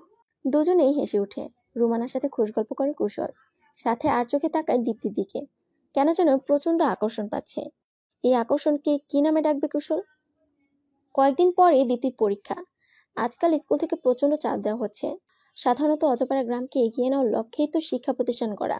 দীপ্তিও যেন পড়াশোনাকে আগলে ধরেছে। যদিও কিছুদিনের জন্য ভেঙে পড়েছিল, তবে এখন মোটামুটি পরীক্ষার জন্য প্রস্তুতি গ্রহণ করেছে মেয়েটি। পড়াশোনা নিয়ে এতটা ব্যস্ত সময় কখনো কাটেনি ওর। অবশ্য রুমানার একদিকে বেশ সুবিধাই হয়েছে। পরীক্ষার কেন্দ্র এই এলাকাতেই। কৌশলের সাথে পরামর্শ করা যাবে খুব সহজেই। খুব দ্রুত এগিয়ে আসছে জমিদারের মৃত্যুদিন। পয়সাচে খাসে রুমানা। ব্যাগ গুছিয়ে স্কুলে যায় দীপ্তি। পুরো পড়া কমপ্লিট হয়নি এখনো। বই নিয়ে পড়তে পড়তে হেঁটে যায় দীপ্তি। এমনিতেই মাতব্বরের চাপে স্কুলে বেশ ভেজাল যাচ্ছে ওর। তাছাড়া স্কুলে কারোর সাথে ভালো সম্পর্ক নেই। নেই বললে অবশ্য ভুল হবে, দীপ্তিকে কেউ দেখতেই পারে না। এর দুটি কারণ, অধিক সুন্দরী ও পড়াশোনায় মেধাবী। হঠাৎ কারো গায়ের সাথে ধাক্কা লেগে পড়ে যায় দীপ্তি। তেলে বেগুনে জ্বলে ওঠে, বলে, আশ্চর্য। দুঃখিত। বই উঠে কণ্ঠধারী উক্ত মানবের দিকে নেত্রপল্লব মেলে তাকায় দীপ্তি। প্রেমিক পুরুষকে দেখতে পেয়ে চোখ যেন থমকে যায়। এই তো চিত্রে সে পুরুষ। আদৌ কি এটা বাস্তব? হ্যালো। হকচকে উঠে দীপ্তি। দুটো ঢোক গিলে সরু চোখে তাকায়। কুশলের থেকে যেন চোখ সরেই না। হেসে হাত বেড়ে দেয় কুশল, বলে, আমি কুশল, তুমি? তৎক্ষণাৎ উত্তর করে না দীপ্তি। হঠাৎ করে দীপ্তির হাত ধরে কুশল। আকাশে বিদ্যুৎ চমকানোর মতোই চমকে যায় দীপ্তি। কুশলের হাসি মাখা মুখের সাথে প্রগাঢ় দৃষ্টিতে লজ্জা পায় সে। মাথা নুয়ে ফেলে। অবাক হয় কুশল, বলে, তোমার নাম? দীপ্তি। ওয়াও, স্কুলে যাচ্ছিলে? হ্যাঁ। দুষ্টু বুদ্ধি চাপে কুশলের মাথায়। কিছুটা এগিয়ে এসে দীপ্তির কাছে। দুই বিনুনিতে আচমকা টান মেরে চলে যায়। প্রচন্ড অবাক হয়ে তাকায় দীপ্তি। একটু আগের ঘটনার সাথে কখনোই পরিচিত নয় সে। কেন যেন রাগ হয়। প্রিয় পুরুষকে গালি দিতেও ভুল হয় না ওর। তারপরে এগিয়ে যায় নিজ পথে। মাঝপথে এসে থমকে যায় দীপ্তির পা। হঠাৎই মনে হয় কুশল কি বাস্তব নাকি ভ্রম। সমস্ত কিছু ফেলে ছুটে আসে দীপ্তি। কুশলের সাথে যেখানে দেখা হয়েছিল ঠিক সেখানেই আসে, তবে কাউকে দেখতে পায় না। দু চোখ ঘুরপাক খায় বারবার। মন থেকে চায় সে সুদর্শন পুরুষটি আবার তার সামনে আসুক, আর সে দু নয়নে দেখুক তার প্রেমিক পুরুষকে। তবে সে ইচ্ছে যে পূরণ হয় না। থমথমে মুখে এগিয়ে যায় দীপ্তি। প্রশ্ন একটাই, কুশল নামের কেউ কি আছে নাকি নেই? স্কুলের বেল পড়ে গেছে, সেজন্য কান ধরে দাঁড় করানো হয় দীপ্তিকে। এই প্রথম কান ধরতে হলো তাকে। তবে তাতে যেন কোনো রকম বিরক্ত নেই ওর মুখে। সে মত্ত তার প্রেমিক পুরুষকে নিয়ে। প্রিয় মানুষটি আদৌ কি এসেছিল তার কাছে? জমিদার মহল থেকে কি করে বা আসবে ছেলেটা? উত্তর খুঁজে পায় না দীপ্তি। স্যারের ব্যথা খাতে ধ্যান ফিরে মেয়েটার। ডান হাতের কবজিতে হাত বুলাতে বুলাতে বলে, জি স্যার। একেই তো লেট করে এসেছো, এখন এত বার ডাকলাম কোনো উত্তর নেই। এটা কি রকম মস্করা হচ্ছে? Sorry sir. নেহাতই তুমি নাম করা স্টুডেন্ট, না হলে তোমাকে আমার ক্লাসে অ্যালাউ করতাম না। যাও সিটে গিয়ে বসো। সম্মতি পেয়ে ছুটে যায় দীপ্তি। ক্লাসের অধিক সংখ্যক মেয়ে ওকে নিয়ে হাসাহাসি শুরু করেছে। সেসবে পাত্তা দেয় না ও। ক্লাস শেষে বেরিয়ে আসে। সন্ধ্যার পূর্বে বাড়ি যেতে হবে। ক্লাস শেষে ফের ক্লাস করা যেন বাঁচামোড়া এক করে দিয়েছে। দুখানা তলোয়ার নিয়ে হাজির হয়েছে কুশল। বেশ যত্নে তৈরি করেছে এসব। অবশ্য এটা তার পিতার তৈরি তলোয়ার। তবে আফসোস একটাই, এই তলোয়ারের ব্যবহার ঘটেনি। নিজেকে রক্ষা করতে এই তলোয়ার কোনো রকম সাহায্য করেনি, বরং দুষ্কৃতীর হাতে প্রাণ দিতে হয়েছে। পিতার প্রিয় তলোয়ারে হাত বুলে কুশল। ধারালো অস্ত্র স্পর্শ করায় কুশলের হাতের কিছু অংশ কেটে যায়। অর্থাৎ রক্ত বের হয় না, তবে উপর অংশ কেটে যায়। একটু একটু জ্বালা অনুভব হয়, তবে সে জ্বালা একযুগের জমিয়ে রাখা জ্বালার কাছে কিছুই নয়। খাবারটা খেয়ে নাও। খাইয়ে দাও মামুনি। আমার অনেক কাজ আছে বাবা। তাহলে পরে খাইয়ে দাও। অদ্ভুত তুমি, এখনো ছোটবেলার মতো করছো। আগের মতোই তেজি আর এক কথার মানুষ। বিগলিতে হাসে কুশল। রুমানার হাতে খাবার খায়। ছোট থেকে অভ্যাস রুমানার হাতে খাবার খাও, যদিও এক যুগ ধরে সে অভ্যাস হয়ে গেছে পরিত্যক্ত। খাবার চিবোতে চিবোতে কুশল বলে, তোমার মেয়েটা আসলেই ভীতু। কি করে বুঝলে? আজ দেখা হয়েছিল, তবে জানো সে আমার উপর কিছুটা রেগেও গেছে। কেন? বিনুনি ধরে টান দিয়েছিলাম যে। কুশলের কথা হাসে রুমানা। খাবার খাওয়ানো শেষে বলে, মেয়েটার পরীক্ষা শুরু হতে আর কয়েকদিন মাত্র। মাঝেই পূর্ণিমা, সেদিনই আমরা কাজ খতম করব। তুমি যা বলবে। তবে জানো তোমার মেয়েটা আমার দিকে অদ্ভুতভাবে তাকিয়েছিল। আরে তুমি আবার দীপ্তিকে নিয়ে পড়লে যে। আসলে হয়েছে কি, তোমার মেয়েকে দেখে ছোটখাটো হার্ট ব্রেক হয়ে গেছে। তৎক্ষণাৎ বুঝতে পারে না রুমানা। যখন বুঝতে পারে ঠিক তখনই কানে ভেসে আসে দীপ্তির কণ্ঠ। লুকিয়ে পড়ে কুশল। কথার প্যাচে দীপ্তির আসার কথা ভুলে গিয়েছিল দুজনে। দীপ্তি বলে, এমন কেন দেখাচ্ছে তোমায়? হাতে পানি বা কেন আম্মা? আসলে হয়েছে কি, খাবার খাচ্ছিলাম। শরীর খারাপ হয়েছে তোমার? না না, আমি ঠিক আছি, তুই হাত মুখ ধুয়ে বস। রুমানার আচরণ সুবিধার নয়, কিছুটা পালিয়ে বাঁচার মতোই। ক্লাসের কথা মনে হতেই বইয়ের উপর ঝাঁপিয়ে পড়ে দীপ্তি। মনে মনে মনস্থির করে আজকে সমস্ত পড়া শেষ করেই উঠবে। মিষ্টি এক শব্দ কানে আসতেই পড়াশোনায় ব্যাঘাত ঘটে। এত সুন্দর মিষ্টি সুর কখনো শোনা হয়নি। গিটারের শব্দ যেন বুকে তীর গেঁথে দেওয়ার মতোই। সুরের উৎপত্তি খুঁজতে খুঁজতে বাগানে চলে আসেও। বিশাল বাগান জুড়ে বড় বড় গাছ, সাথে রয়েছে জঙ্গলে এক বিশাল স্তর। পোকামাকড় সবকিছু ভুলে ছুটে যায় দীপ্তি, তবে মূল উৎপত্তি খুঁজে পায় না। হঠাৎ করেই হ্যাচকা টানে দুপা পিছিয়ে যায় দীপ্তি। একদম কুশলের বুকে গিয়ে ঠেকে ওর পিঠ। ভয়ার্ত কণ্ঠে বলে, কে? আমি কুশল। সুদর্শন পুরুষ আপনি। মুখ দিয়ে অনাকাঙ্ক্ষিত শব্দ উচ্চারণ করে ফেলে মেয়েটা। কিছুটা নুয়ে যায়। কানের কাছে মুখ নিয়ে ফিসফিস করে বলে, সুদর্শন পুরুষ? বাহ, বেশ ভালো তো। তোমার নাম কি দিব বলো? আমি না মানে? তুতলে যায় দীপ্তি। মেয়েটার অস্বস্তি বেশ উপভোগ করছে ছেলেটা। দাঁত কামড়ে হাসে সে। দীপ্তির হাত ছেড়ে দিয়ে কিছুটা কাছে চলে আসে। ভারী নিঃশ্বাস বুকে সে বিঁধে। ঝমঝম শব্দ কানে লাগে। ভ্রু কুচকে ফেলে দীপ্তি। হাসে কুশল। নিচু হয়ে দীপ্তির পা স্পর্শ করে। বজ্র স্ফোরিত হলে যেমন ঝটকা লাগে, তদ্রূপ ঝটকা লাগে দীপ্তি। বিস্ময় নিয়ে বলে, কি করছেন কি? হুশ, কথা নয়। পায়ে বেশ যত্ন নিয়ে পায়েল পরিয়ে দেয় কুশল। সাথে চুমু খায় দীপ্তির পায়ে। কুশলের উষ্ণঠোঁটের স্পর্শে লজ্জা পায় মেয়েটা। সব কেমন অদ্ভুত লাগে। এই অনুভূতি অপরিচিত, বড্ড অপরিচিত। বেমানান অনুভূতির সাথে না পেরে উঠে চোখ বন্ধ করে নেয়। তৎক্ষণাৎ তাকে ফাঁকি দিয়ে ফের চলে যায় কুশল। গভীর ঘুমে আচ্ছন্ন দীপ্তি ও রুমানা। ঠিক তখনই কানে আসে কিছু মানুষের পায়ের শব্দ। সজাগ হয়ে যান রুমানা। মাথায় ঘুমটা টেনে দিয়ে হাতে লাঠি নিয়ে বের হয়ে। এই অসময়ে কুশল তো আসবে না। তাহলে কি কোনো দুর্বৃত্ত? কে সে দুর্বৃত্ত? বুকের মধ্যে চাপা ভয় কাজ করে। আলমারি থেকে তলোয়ার বের করে সে। বহুদিন পর তলোয়ার স্পর্শ করেছেন তিনি। ধীর পায়ে দরজার কাছে এসে দাঁড়ায়। অনেকগুলো পায়ের শব্দ কানে আসে। সতর্ক হন তিনি। এক পলক দেখে দীপ্তিকে। এভাবে থাকলে দীপ্তির ঘুম ভেঙে যাবে। ঘরের পেছনের দরজা দিয়ে বের হয় রুমানা। উঠানের পাশে এসে শব্দ করে। কয়েকজন লোক সেদিকে লক্ষ্য করে। সাথে সাথে অনেকগুলো টর্চ লাইট জ্বলে ওঠে। রুমানার চোখে মুখে আতঙ্ক।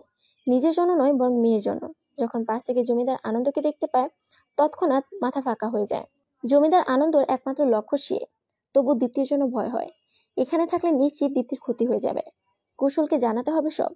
উঠান থেকে ছুটে বেরিয়ে যায় রুমানা। গ্রামের শেষ মাথাতেই কুশলের বর্তমান স্থল। সেই দিকেই ছুটেন রুমানা। যেমন ভাবে ছুটেছিল এক যুগ পূর্বে। তবে সেদিন নিজেকে রক্ষা করে নেয় রুমানা। আজ পারে না। কুশলের বাসার কাছে আসতেই ধরা পড়ে যায়। নুড়ি পাথর ছুঁড়ে মারে কুশলের বাসাতে। চেঁচিয়ে বলে, আমার দীপ্তিকে আমানত হিসেবে দিলাম তোমায়, ওকে দেখে রেখো। আর কথা বলতে পারে না রুমানা। তার পূর্বে বেঁধে ফেলা হয় ওনাকে, নিয়ে যাওয়া হয় নতুন রঙ্গমহলে। পুরনো রঙ্গমহলটা পুড়িয়ে দিয়েছেন রুমানা, দু চোখ ফেটে অশ্রু গড়ায়। 12 বছর আগের মতো আজও ভয় হয়, তবে নিজের জন্য নয়, দীপ্তির জন্য। জমিদার আনন্দ পাঠান তার হিংস্র চাহনিতে দেখে রুমানাকে, গা গুলিয়ে আসে ওনার। আনন্দ বলে, কোথায় যাবে মালিনী? 1 যুগ ধরে এত কাছে ছিলে তুমি, আর আমি তোমায় পুরো পৃথিবী খুঁজে বেরিয়েছি। কথা বলতে পারে না রুমানা, কারণ তার মুখ বাঁধা। ইশারায় বাঁধন খুলে দিতে বলে। মুখের বাঁধন খুলে দিতে একদলা থুতু ছিটিয়ে দেয় রুমানা। আজ যেন সমস্ত ভয়কে হার মানিয়ে ছাড়বে। ক্রমশ হয়ে উঠেছে প্রাণহন্ত্রী। আনন্দের পৈশাচিক হাসি যেন পুরো রঙ্গমহলকে মোহিত করে। বলে, তোমাকে পাওয়ার জন্য আমি পুরো পৃথিবীকে এলোমেলো করে দিব রোমানা সুন্দরী। নামের পরিবর্তন ঘটিয়েছো তুমি, আমার রংমহলের নতুন ও প্রথম সদস্য তুমি। তোর ইচ্ছে পূরণ হবে না জানোয়ার। তা ছিল হাসে আনন্দ। ধীর পায়ে এগিয়ে আসে, মনে মনে দোয়া পাঠ করে রুমানা। চেঁচিয়ে বলে, সতী নারীর সম্মানকে রক্ষা করার জন্য করা আত্মহত্যা যদি হয় পাপ, তবে সেই পাপ আমি গ্রহণ করলাম। কিছু বুঝ ঘটার পূর্বেই নিজের গলায় ছুরিয়ে বসে দেয় রুমানা। চোখে মুখে অস্পষ্ট হাসি। নিজ সম্মান রক্ষার্থে বেছে নিল আত্মহত্যা, যা নিজ চোখে দেখলো কুশল আর দীপ্তি। মাত্র এসেছে তারা, কয়েক মুহূর্তের মধ্যে হারিয়ে গেল রুমানা। দীপ্তি যেন নিজের মাঝে নেই, সে জ্ঞান হারায়। দীপ্তিকে কোলে তুলে নেয় কুশল। সিক্ত নয়নে চলে আসে বড় সড়কে। এখানে থাকা সম্ভব নয় আর। চিৎকার করে কুশল, বলে, হে আল্লাহ, কি পাপ ছিল আমাদের? কেন আমার মামুনিকে বেছে নিতে হলো আত্মহত্যা? কেন শাস্তি দিতে পারলাম না নরপশুটাকে? কেন পারলাম না একটু আগে পৌঁছাতে? দীপ্তিকে নিয়ে রাস্তায় বসে পড়ে কুশল। চিৎকার করে কাঁদে। 1 যুগ পূর্বে কুশলকে আমানত হিসেবে পেয়েছিল রুমানা, আজ সেই রুমানা দীপ্তিকে আমানত হিসেবে দিয়ে গেল। অদ্ভুত লীলা খেলা চলছে। এই জীবন ব্যর্থ। নারীর সম্মান বাঁচানোর জন্য আত্মহত্যা গ্রহণ করলো রুমানা। আকাশের দিক মুখ করে তাকায় কুশল। ক্রন্দনরত অবস্থায় চিৎকার করে বলে, আত্মহত্যা যদি হয় পাপ, তবে এমন আত্মহত্যা হোক বহুবার। কেটে গেছে 7টি বছর। দীপ্তি আজ 23 বছরের পূর্ণ যুবতী। দেখতে আগের থেকেও বেশি সুন্দর হয়েছে। চোখে কাজল টানলে মনে হয় স্বচ্ছ কোনো দিঘির জল। পড়াশোনা করে আজ নিজেকে দাঁড় করেছে উচ্চ স্থানে। কিছুদিন পূর্বে পুলিশ অফিসার হওয়ার পরীক্ষা দিয়েছে সে, এখন রেজাল্টের অপেক্ষায়। প্রতিটা পদক্ষেপে ওকে সাহস দিয়েছে কুশল। ছেলেটা এখনো বিয়ে করেনি, বয়স 29 পেরিয়ে 30-এর ঘর ছাড়াতে কড়া নাড়ছে। হোস্টেল থেকে আজই চলে যাবে দীপ্তি। উদ্দেশ্য কুশলের সাথে দেখা করা। পরীক্ষার চাপে বহুদিন হলো দেখা করা হয় না। ক্যাফের শেষ টেবিলে বসে আছে কুশল। চোখে মোটা ফ্রেমের চশমা, কিছুটা বিজ্ঞ দেখাতেই চশমাটা লাগিয়েছে সে। আজকাল সানগ্লাস ব্যবহার করছে না, কিছুটা বেমানানি লাগে ওর ভাবনাতে। বয়স তো কম হলো না। যদি মানুষের গড় বয়স 60 হয়ে থাকে, তাহলে জীবনের অর্ধেক বয়স পেরিয়েছে সে। ঘড়ির কাঁটা বলছে বিকেল 4:30 বা তার কাছাকাছি। কিছুটা আগেই চলে এসেছে কুশল। দীপ্তির মিষ্টি দৃষ্টি দেখার জন্য মন আকুপাকু করছে কিনা। কতদিন হলো দেখা হয় না। এই ব্যস্ত সময়ে কয়েক ছবি এঁকেছে ছেলেটা। তার মাঝে অর্ধশত ছবি দীপ্তির। গ্রাম থেকে শহরে এসে মাসখানেক একই বাসায় ছিল দুজনে।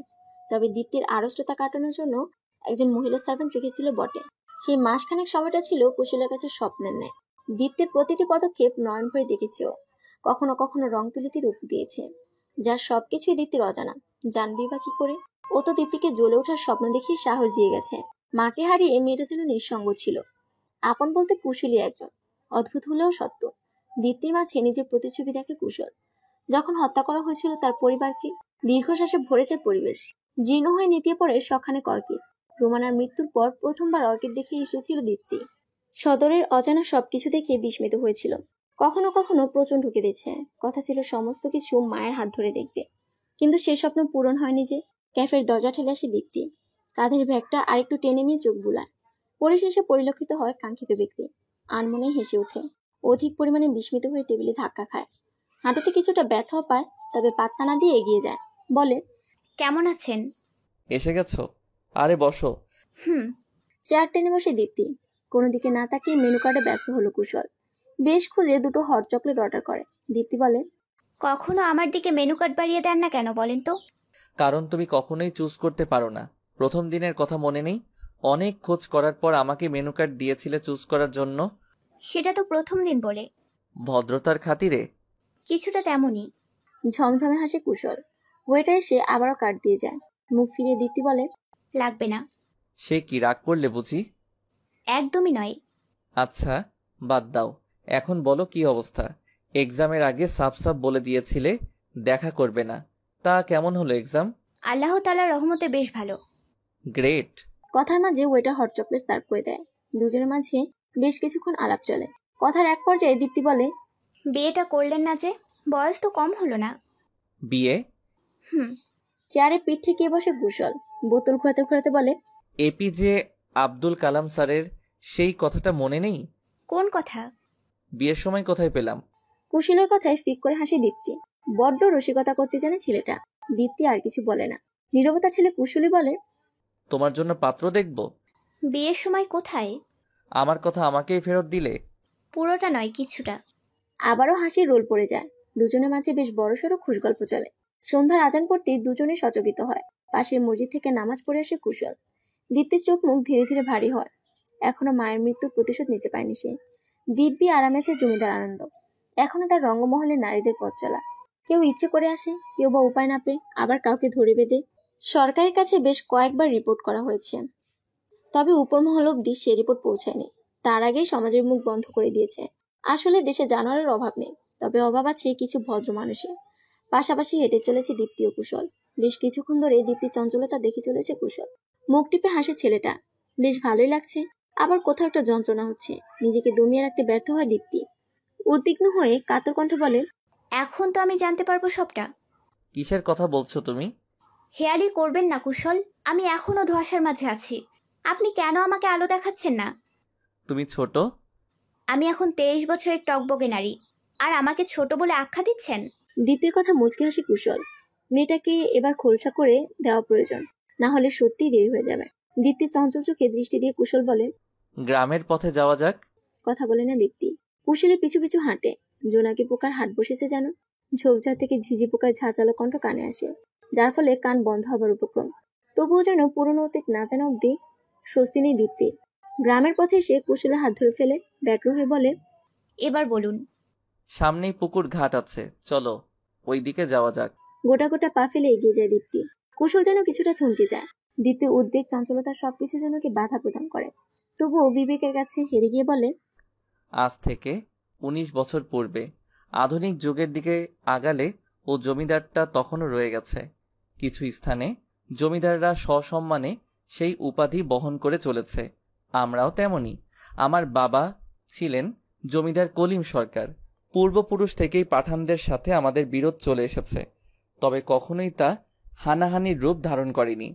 চলছিল সব ঠিকঠাক, কিন্তু পাঠান বংশে আনন্দ পাঠান জমিদারিত্ব লাভ করে শুরু করে পরিকল্পনা, যা ছিল আমাদের ধারণার অতীত। কারণ ততদিনে আমাদের সাথে মোটামুটি সুসম্পর্ক গড়ে উঠেছিল। আমাকে চিত্রশিল্প রপ্ত করার জন্য পাঠানো হয় রাজধানী। মাঝে মাঝে গ্রামে আসা হতো, তবে সেই ভয়ঙ্কর দিনটাতে গ্রামে না আসলেও হয়তো হতো। মালিনী, যার আসল নাম দামিনী তথা রুমানা মামনিকে আমি ছোট থেকেই খুব ভালোবাসি। মামনি হলো আমাদের মালি দাদার মেয়ে। ছোট থেকে তার হাত ধরেই আমার বেড়ে ওঠা। মামনির রূপ ছিল প্রখর, আর সেই রূপে চোখ যায় আনন্দ পাঠানের। তখন তিনি তৃতীয় বিয়ে করে নিয়েছেন। মামনিকে পাওয়ার ইচ্ছে তাকে আরো উন্মাদ করে দেয়। মামনি প্রস্তাব নাকচ করাতে রংমহলে তুলে নেবার পরিকল্পনা করে। আমার বাবার জন্য সেই পরিকল্পনা বিফল হয়। তৎক্ষণাৎ পরিকল্পনা করে আমার পুরো পরিবারকে নিজ হাতে হত্যা করেন আনন্দ পাঠান। আমার বাবা নিজেকে রক্ষা না করতে পারলেও আমাকে রক্ষা করেছিলেন। মারা যাওয়ার পূর্ব মুহূর্তে আমাকে পাঠিয়ে দেন রাজধানী, আর মামনির কাছে আমানত রাখেন আমাকে। বিচার চাপানো হলে তা ফিরিয়ে দেওয়া হয়। এর কারণ, সরকার জমিদার বংশের উপর কোনো রকম শাস্তি আরোপ করতে পারবে না। আমার পরিবারের উপর হওয়া নির্যাতনের কোনো শাস্তি দেওয়া হলো না। এর আরেকটি কারণ হলো আমাদের শক্তি কমে এসেছে তখন। মামনিকে ধরে নেওয়া হলো রংমহলে। মামনি খুব চালাকির সাথে বেঁচে গিয়েছিল সেদিন। মালি দাদাকে সঙ্গে নিয়ে চলে আসে অন্য গ্রামে। সেখানে লুকিয়ে বাঁচে মাত্র কয়েক মাস। তারপরই শুরু হয় আশেপাশের খুবলে খাওয়া মানুষের অত্যাচার, মামনির প্রতি বাজে দৃষ্টি, যার ফলে বাধ্য হয়ে মালি দাদু মামনিকে তোমার বাবার সাথে বিয়ে দেন। আর সব থেকে বাজে খবর হলো, আমাকে দেখার জন্য দাদু যখন রাজধানী যাচ্ছিল তখনই ওই নরখাদক আনন্দ পাঠান দাদুকে হত্যা করেন। কারণ মামনির খোঁজ তিনি দিবেন না বলে স্থির করেছিলেন। আনন্দ পাঠান পুরো পৃথিবী তছনছ করে খুঁজে মামনিকে, কিন্তু নিজের এলাকায় খুঁজতেই ভুলে যান। ভেবেছিলেন নিজের জমিদারিত্বের মধ্যে লুকাবে না মামনি, কিন্তু তার ভাবনার বিপরীতেই বুদ্ধির সাথে কাজ করেছিল মামুন। আমার সাথে প্রায় দেখা করতে যেত মামুনি। আনন্দ পাঠানকে শেষ করার পরিকল্পনা করেছিলাম, তবে সে পরিকল্পনা সফল হলো না। তার আগেই মামুনিকে চলে যেতে হলো। গলা ধরে যায় কুশলের, সে আর বলতে পারে না। দীপ্তির কান্নার শব্দ কানে আসে, কি বলবে বুঝতে পারে না। এতদিন হয়ে যাওয়ার পরও নিজের প্রতিশোধ গ্রহণ করেনি কুশল। এর একটাই কারণ, রুমানার মতো নিজের প্রাণটা চলে গেলে দীপ্তির কি হবে। দীপ্তিকে প্রতিষ্ঠিত না করে কোনো মতেই নিজের প্রাণ চলে গেলে চলবে না। সেই কারণেই 7টি বছর চুপ ছিল কুশল। দীপ্তির কান্না থামানোর উপায় জানা নেই কুশলের। মেয়েটার রাগ উঠে যায়, চেঁচিয়ে বলে, এই অন্যায়ের প্রতিশোধ নিব আমি। ছাড়বো না এই নরপশুকে, ধ্বংস করব সমস্ত হিংস্রতাকে। আমার হিংস্রতা দেখাবো এবার। ওকে ধ্বংস করা এত সহজ নয় দীপ্তি। আমি জানি সহজ নয়। ওই নরপশুর হিংস্র থাবাকে ভেঙে দেওয়ার জন্য আমি হয়ে উঠব হিংস্র। আমার হিংস্রতা দিয়ে নরপশুর হিংস্র থাবাকে ধ্বংস করব। আর এটাই হবে আমার প্রতিশোধ। আম্মার মতো আমিও হব। আমার আম্মা যেমন সাহসী আর প্রাণহন্তি, ঠিক তেমনি হব আমি। ওই আনন্দ পাঠানের মৃত্যু হবে আমার হাতে। দীপ্তির চিৎকার যেন পুরো গ্রামকে জানান দেয় আমি আসছি। কুশলের দৃষ্টি এতটাই স্থির যে দীপ্তি কিছু বলার মতো খুঁজে পায়। টকবকে মস্তিষ্ককে ঠান্ডা করার উপায় জানা নেই তার। কুশল বলে, নিজেকে তৈরি করতে পারবে তুমি? হ্যাঁ, আমি পারবো। তলোয়ার ব্যবহারের জন্য প্রস্তুতি নাও। তলোয়ার? হ্যাঁ, তলোয়ার। সেই তলোয়ার যেই তলোয়ারে আমার পরিবারকে ধ্বংস করেছে আনন্দ পাঠান। সেই তলোয়ারের আঘাতেই আনন্দ পাঠানের সমস্ত আনন্দ মাটির সাথে মিশিয়ে দিতে হবে। পারবে নিজেকে গড়ে তুলতে? হ্যাঁ, আমি পারবো। দীপ্তির জ্বলন্ত চোখের আগুনে কুশল যেন স্বস্তি পায়। মেয়েটাকে গড়ে তুলতে পারলে শান্তি মিলবে, স্বস্তিতে নিঃশ্বাস ত্যাগ করা যাবে। এই সুযোগ কখনোই ফেলে দিতে চায় না কুশল। এখনই সময় দীপ্তিকে পূর্ণভাবে গড়ে তোলার। দীপ্তিকে কয়েকবার ডাকার পরও ঘুম থেকে উঠল না দীপ।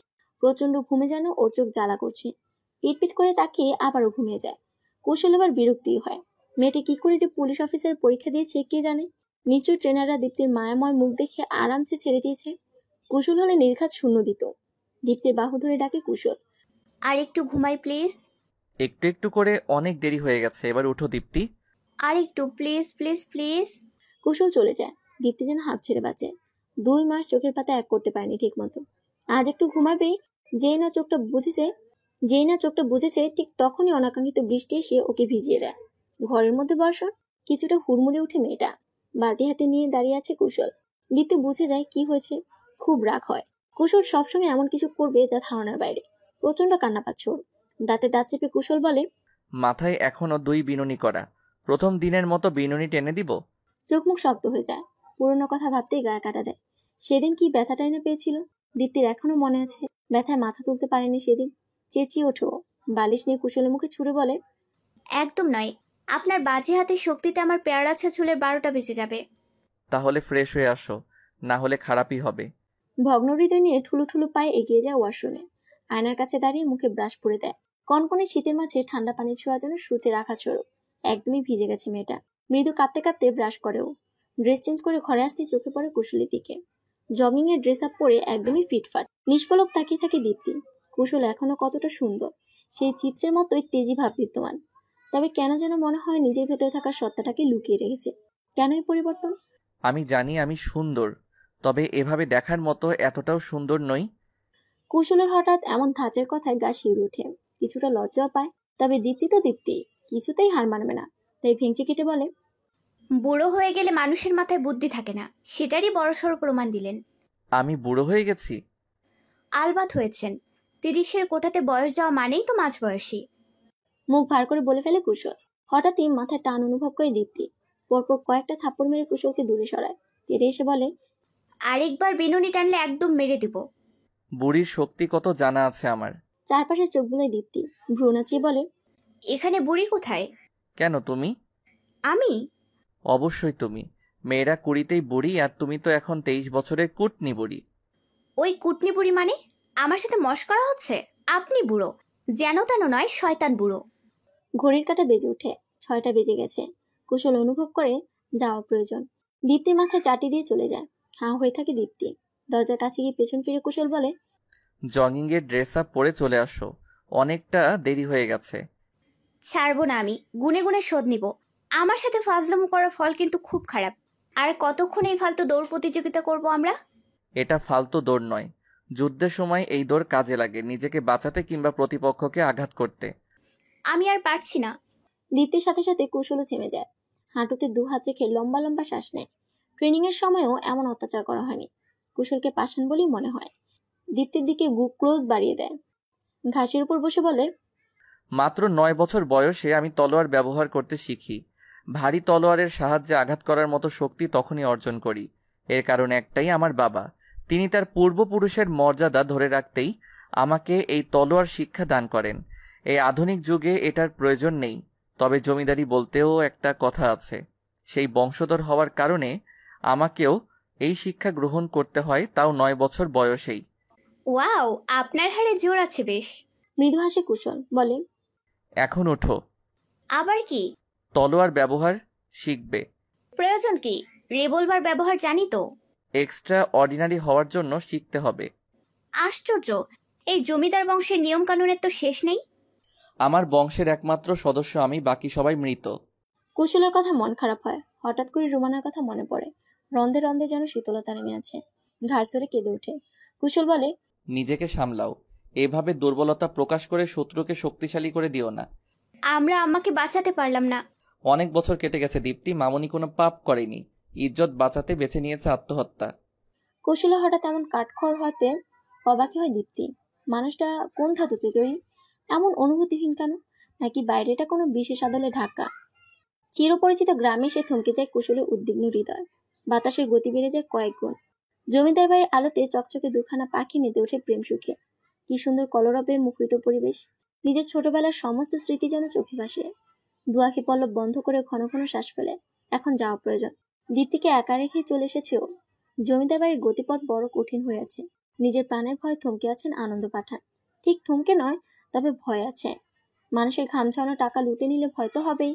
মাথায় হেলমেট লাগিয়ে বাইক নিয়ে চলে আসে শহরে। ঘরে সে দীপ্তির রুমে উকি দেয় ছেলেটা। এই সুন্দর মুখাশ্রী বারবার বিমোহিত করে ওকে। কোথাও একটা প্রেমের আভাস মিলে। সারা জনম তাকিয়ে থাকার বাসনা জাগে। তবে নিজের অনুভূতিকে ব্যক্ত করা যাবে না। এখন শুধু একটাই লক্ষ্য, প্রতিশোধ। নিজের জীবন বিপন্ন হয়েছে। দীপ্তিকে সাথে নিয়ে এগিয়ে যেতে হবে। তবে মেয়েটার গায়ে কোনো আঁচ আসতে দিবে না। এমনি পাহাড় গড়েছে ছেলেটা। নড়ে চড়ে উঠে দীপ্তি। তৎক্ষণাৎ ছড়ে যায় কুশল। দীপ্তির ঘুম ঘাড়ো হলে রুম থেকে বেরিয়ে যায়। আবারও নির্ঘুম রাত্রি কাটাবে ও। রং তুলি নিয়ে বসে। চিত্রে ফুটিয়ে তুলে মায়াময়ী দীপ্তির ঘুমন্ত মুখ। আহা, এ যেন জীবন্ত মানবী। কড়া রোদ্দুরে হেঁটে চলেছে। শীতকাল যেতে না যেতেই এমন গরমের তিক্ততায় যেন প্রাণ যায় যায়। কখন জিহ্বা বেরিয়ে গেছে বুঝতে পারেনি দীপ্তি। কিছুটা কার্টুনের মতো হেঁটে চলেছে মেয়েটা। ফিক করে হেসে ওঠে কুশল। যেই হাসি দেখে তেলে বেগুনে জ্বলে ওঠে দীপ্তি। নাকের পাটা ফুলিয়ে কাছে আসে। কুশলের হাসি যেন বন্ধ হবার নয়। পাশে স্তূপ করা বালু থেকে এক মুঠো বালি নিয়ে কুশলের গায়ে ছুড়ে দেয়। ছেলেটার মুখ তখন দেখার মতো। তাতেই যেন গগন কাঁপানো হাসিতে মেতে ওঠে দীপ্তি। কিছুটা রাগ হলেও প্রকাশ করে না কুশল। এই মিষ্টি হাসির শব্দ শুনতে বেশ ভালোই লাগছে। দীপ্তির দুই বেনুনি ধরে হাঁটা লাগায়। মাথা হাত দিয়ে চেঁচিয়ে বলে, ছাড়ুন, ব্যথা পাচ্ছি। সুদর্শন পুরুষের দেওয়া ব্যথাও সুখময় হয়। নিজেকে সুদর্শন বলতে লজ্জা করে না? মিথ্যে হলে লজ্জা করতো। আমি নিশ্চয়ই সুদর্শন পুরুষ, তুমি নিজেই বলেছিলে। চোখের ব্যামো ছিল আমার। ছাড়ুন এবার। এই দুই বেরুনির হেতু পাই না আমি, আশ্চর্য। শ্বাস ফেলে কুশল সার ছেড়ে হাঁটা লাগায়। দীপ্তির রেজাল্ট দিবে আজ। কিছুটা ভয় কাজ করছে। যদিও পাশ না করার চান্স নেই বললে চলে, তবে রেজাল্টের টেনশন তো টেনশনই হয়। মায়ের ইচ্ছে পূরণের জন্য পুরো পৃথিবী এলোমেলো করে দিবে দীপ্তি। রোমানের স্নেহময়ী হাতের স্পর্শ যেন এখনো গায়ে লেগে আছে। চোখ ভিজে যায়। সৎমা এত আপন হয় কি করে? কান্না বন্ধ করো দীপ্তি। বারংবার নিজের দুর্বলতা কেন টেনে ধরো? নিজের কাজের প্রতি বিশ্বাসী হও। মামুনি কি বলেছিল মনে আছে? দুদিকে মাথা কাত করে সম্মতি জানালো দীপ্তি। বলে, সৎ অফিসার হতে আর নিজের কাজের প্রতি বিশ্বাসী হতেও সর্বদা অটল থাকতে। তাহলে এমন কেন করছো? কথা বলে না দীপ্তি। কিছুটা অন্যমনস্ক হয় কুশল। দীপ্তিকে কাজের প্রতি অটল রাখতে হবে। কাজের প্রতি শ্রদ্ধা তৈরি করতে হবে। অফিস থেকে খবর আসে দীপ্তি সিলেক্ট হয়ে গেছে। চোখ দুটো কানায় কানায় পরিপূর্ণ হয়। মুখে হাত গুজে কেঁদে ওঠে। কুশল বারণ করে না আর। এটা খুশির কান্না। এই আবেগের সাথে জড়িয়ে আছে কিছু স্বপ্ন, কিছু ভালোবাসা। লেটার নিয়ে ছুটে আসি দীপ্তি। বুকে হাত গুজে দাঁড়িয়ে আছে কুশল। আচমকাই কুশলের বুকে ঝাঁপিয়ে পড়ে মেয়েটা। ক্রন্দনরত অবস্থাতে চিৎকার করে বলে, আমি পেরেছি, আমি পেরেছি আম্মার স্বপ্ন সফল করতে।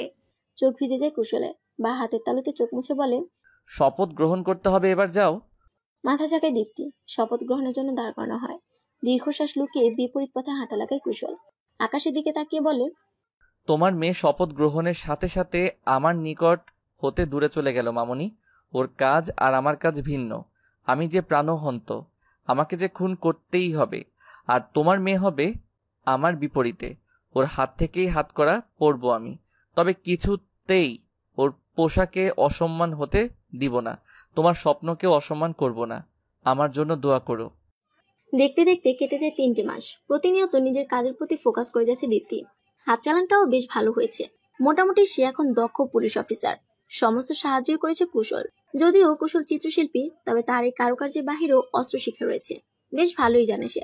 হয়তো আরো ভালো জানতে পারতো যদি না 11 বছর বয়সে নিজের পরিবারকে না হারাতো। বয়স 30 পেরিয়ে গেছে। নাস্তা টেবিলে বসে হুট করে প্রশ্ন ছুড়ে দীপ্তি। আমার অফিসের এক ম্যাম আপনাকে পছন্দ করেন। ওনার বয়স 27-এর কাছাকাছি। এই বয়সে বেশ ভালো সফলতা জমিয়েছে, দেখতেও খুব সুন্দরী। তো উনি আমাকে বললেন আমি যেন আপনাকে বিষয়টা জানাই। বিয়ে করবেন ওনাকে? হঠাৎ আমার বিয়ে নিয়ে পড়লে যে? ও মা, পারবো না, 30 পেরোলো যে। এখনো পেরোয়নি, আরো 6টা দিন বাকি। চোখের পলকে কেটে যাবে। এখন বলুন ম্যামকে কবে আসতে বলবো? বারণ করে দিও, আমি বিয়ে টিয়ে করতে চাই না। তাহলে আমাকে বিয়ে দিয়ে দিন। দীপ্তির কথাতে কাঁটা চামচ থমকে যায়। মেয়েটার দিকে কয়েক সেকেন্ড ভ্রু কুঁচকে তাকায়। পরক্ষণেই খাবারে মনোযোগ দেয়। ভারী অবাক হয় দীপ্তি। মাথাটা নিচু করে কুশলের দিকে উকি মারে। খাবার শেষ করে কুশল বলে, রেডি হও, বের হব। কোথায় যাব? গেলেই দেখতে পাবে। আর ম্যামের বিষয়টা? Not interest. কুশল চলে যায়। চেয়ারে বসে পড়ে দীপ্তি। কয়েক সেকেন্ড পর গগন কাঁপিয়ে হাসে। কুশলকে আচ্ছা টাইট দেওয়া গেছে। অবশ্য এটাও সত্যি, কুশলের বয়স তো কম হলো না। গাড়ি চলছে, দীপ্তি ক্লান্ত। একটু পরপরই ক্লান্তময় নিঃশ্বাস ফেলছে। কুশলের হাব ভাব ঠিক নয়। না জানি কোন পচাডোবাতে ফেলে দেয়। হঠাৎ করেই গাড়ি থেমে যায়। কিছুটা অন্যমনস্ক থাকায় ঝুঁকে যায় দীপ্তি। কুশলের দিকে রাগী দৃষ্টি মেলে দেয়। সানগ্লাস পরে ছেলেটা। বহুদিন পর সানগ্লাস পরল। যতটা খারাপ লাগবে ভেবেছিল ততটা খারাপ লাগছে না, বরং অনেক সুন্দরী লাগছে।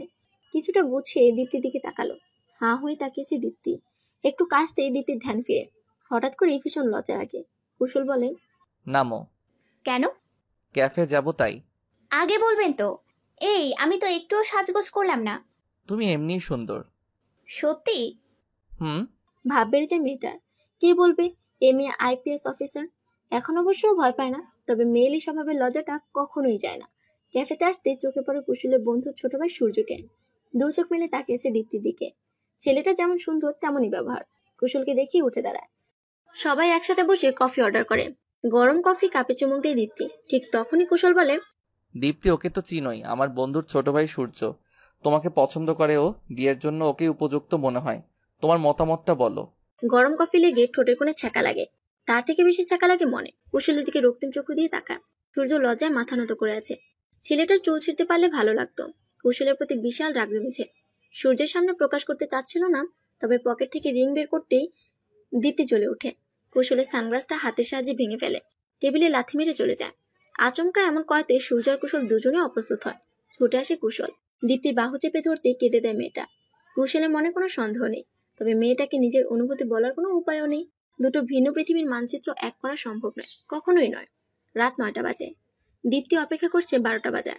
কুশলকে জন্মদিনের শুভেচ্ছা জানাবে, সেই সাথে জমিয়ে রাখা অনুভূতিটুকু বলে দিবে।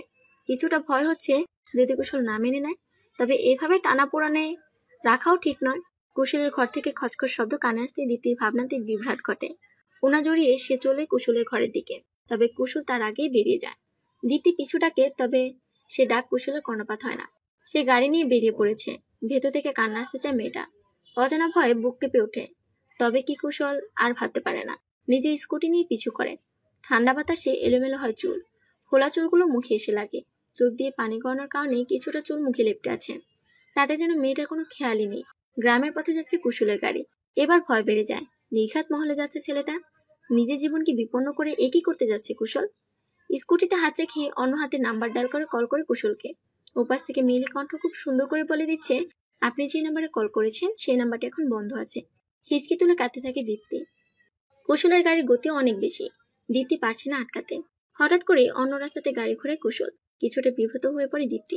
সাথে পিছে পড়ে যায়। চোখের আড়াল হয় কুশলের গাড়ি। দীর্ঘশ্বাস ফেলে কুশল। সময় এসেছে ধ্বংস করার। দীপ্তিকে সাথে না আনার একটাই কারণ দীপ্তির পেশা। যে পেশার মর্ম মানুষ করে না। অন্যায়কে প্রতিরোধ করা কাজ হলো অনৈতিক কাজ করে তারা। দীপ্তিকে সেই কাজে সামিল হতে দিবে না। যদিও কুশলের কাজ সম্পূর্ণ অনৈতিক নয়, তবে খুন তো খুনই হয়। প্রতিশোধের আগুনে জ্বলে ওঠে কুশল। গাড়ি থামায় রংমহলের কাছে। খবর এসেছে রংমহলে উৎসব হবে আজ, সকালে মদ্যপান করবে। তাই তো সেই সুযোগটা কাজে লাগাবে ছেলেটা। গাড়ি থেকে পোশাক চেঞ্জ করে প্রথমে মুখ ভর্তি আর্টিফিশিয়াল দাড়ি লাগিয়ে ভেতরে প্রবেশ করেন। বাধা প্রদান করে দুটো লোক। পকেট থেকে টাকার বান্ডেল ছুড়ে দিতেই হুড়মুড়িয়ে লুফে নেয় দুজনে। বিদ্রোহ ভাষা ছেলেটা। এই দুই অমানুষের বেইমানির কারণে পুরো পরিবারকে হারিয়েছে। ভেতরে প্রবেশ করে এক পলক তাকায় পেছনে। এই দুজনের মৃত্যু নিশ্চিত। টাকার দিকে দুচোখ দিয়ে আছে দুই বেইমান। পেট থেকে ধারালো তরবারি বের করে একসঙ্গে মাথা নামিয়ে দেয় দুজনে। গলা থেকে তীরের মতো রক্ত ঝরে। দুটো দেহ মাটিতে দাপাতে দাপাতে একসময় নিস্তেজ হয়ে পড়ে।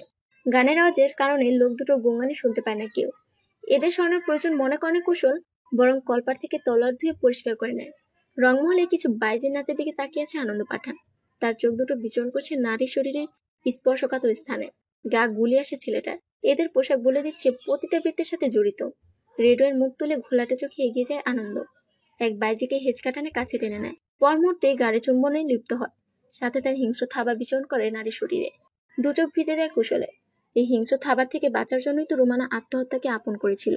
মনে মনে পরিবার সকলকে স্মরণ করে ছেলেটা। চোখে ভেসে ওঠে এক একজনের মৃত্যু। তৎক্ষণাৎ শরীর কেঁপে ওঠে। চিৎকার করে বলে ওঠে, আনন্দ পাঠান। ঘুরে তাকায় আনন্দ। প্রথমে কুশলকে চিনতে পারে না সে। পর মুহূর্তে বলে, চিত্রশিল্পী যে?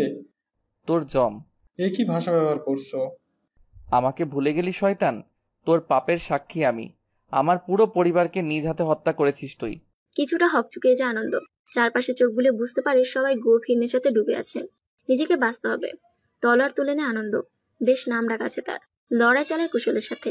নেশাক্ত অবস্থাতেও কুশলের সাথে বেশ ভালো লড়াই চলে। তবে নেশাটা লেগে যাওয়াতে তোপের মুখে পড়তে হয়। হাত থেকে তরবারি পড়ে যায়। অনুনয়ের স্বরে বলে, আমাকে যেতে দাও, ক্ষমা করো আমায়। ক্ষমা করব তোকে? হ্যাঁ, আমার পুরো পরিবার, আমার মামনির ইজ্জত নষ্ট করতে চেয়েছিলি তুই। তোর জন্য আত্মহত্যা করেছে মামনি। আমার ছোট ভাইটাকেও রেহাই দিসনি জানোয়ার। তোর জাহান্নামেও ঠাঁই হবে না।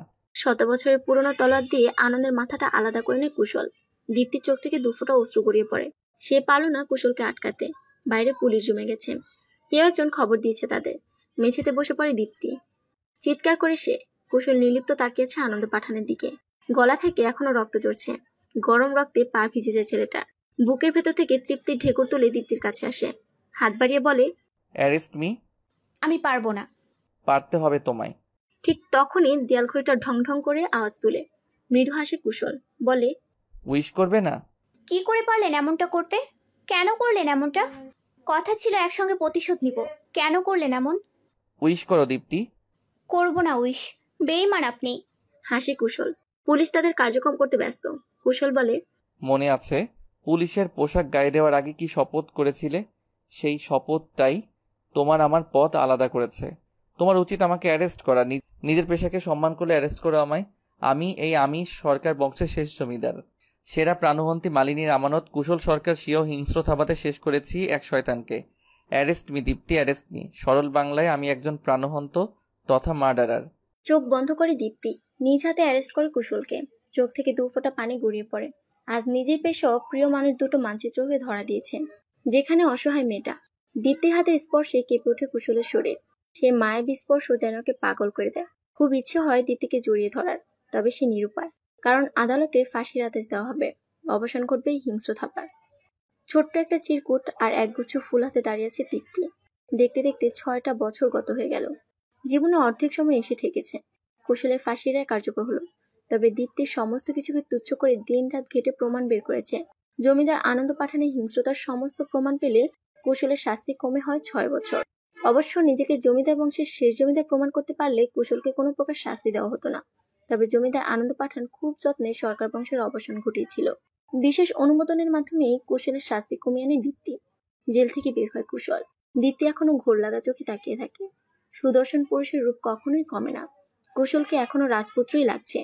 বুকের ভেতর ধিম ধিম আওয়াজ হয়। কাছে এসে দাঁড়ায় কুশল। অগোছালো চুলে হাত বুলিয়ে দেয় দীপ্তি। দীপ্তি বলে, শুভ জন্মদিন সুদর্শন পুরুষ। বিয়েটা করলে না দীপ্তি? ভালোবাসি একজনকে, আর বিয়ে করব অন্যজনকে। মৃদু হাসে কুশল। নিজের অনিশ্চিত ভবিষ্যতের কথা চিন্তা করে বহুবার দীপ্তিকে বিয়ে করতে বলেছে সে।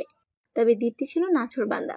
বহু চেষ্টা করে মাসখানেক আগে কুশলের শাস্তির অবসান ঘটিয়েছে সে। দীপ্তির হাতমুঠো বন্দি করে কুশল নিজের অনুভূতিকে আজ বাধা প্রদান করে না। সন্তর্পণে প্রিয়তমার ঠোঁটে চুমু খায়।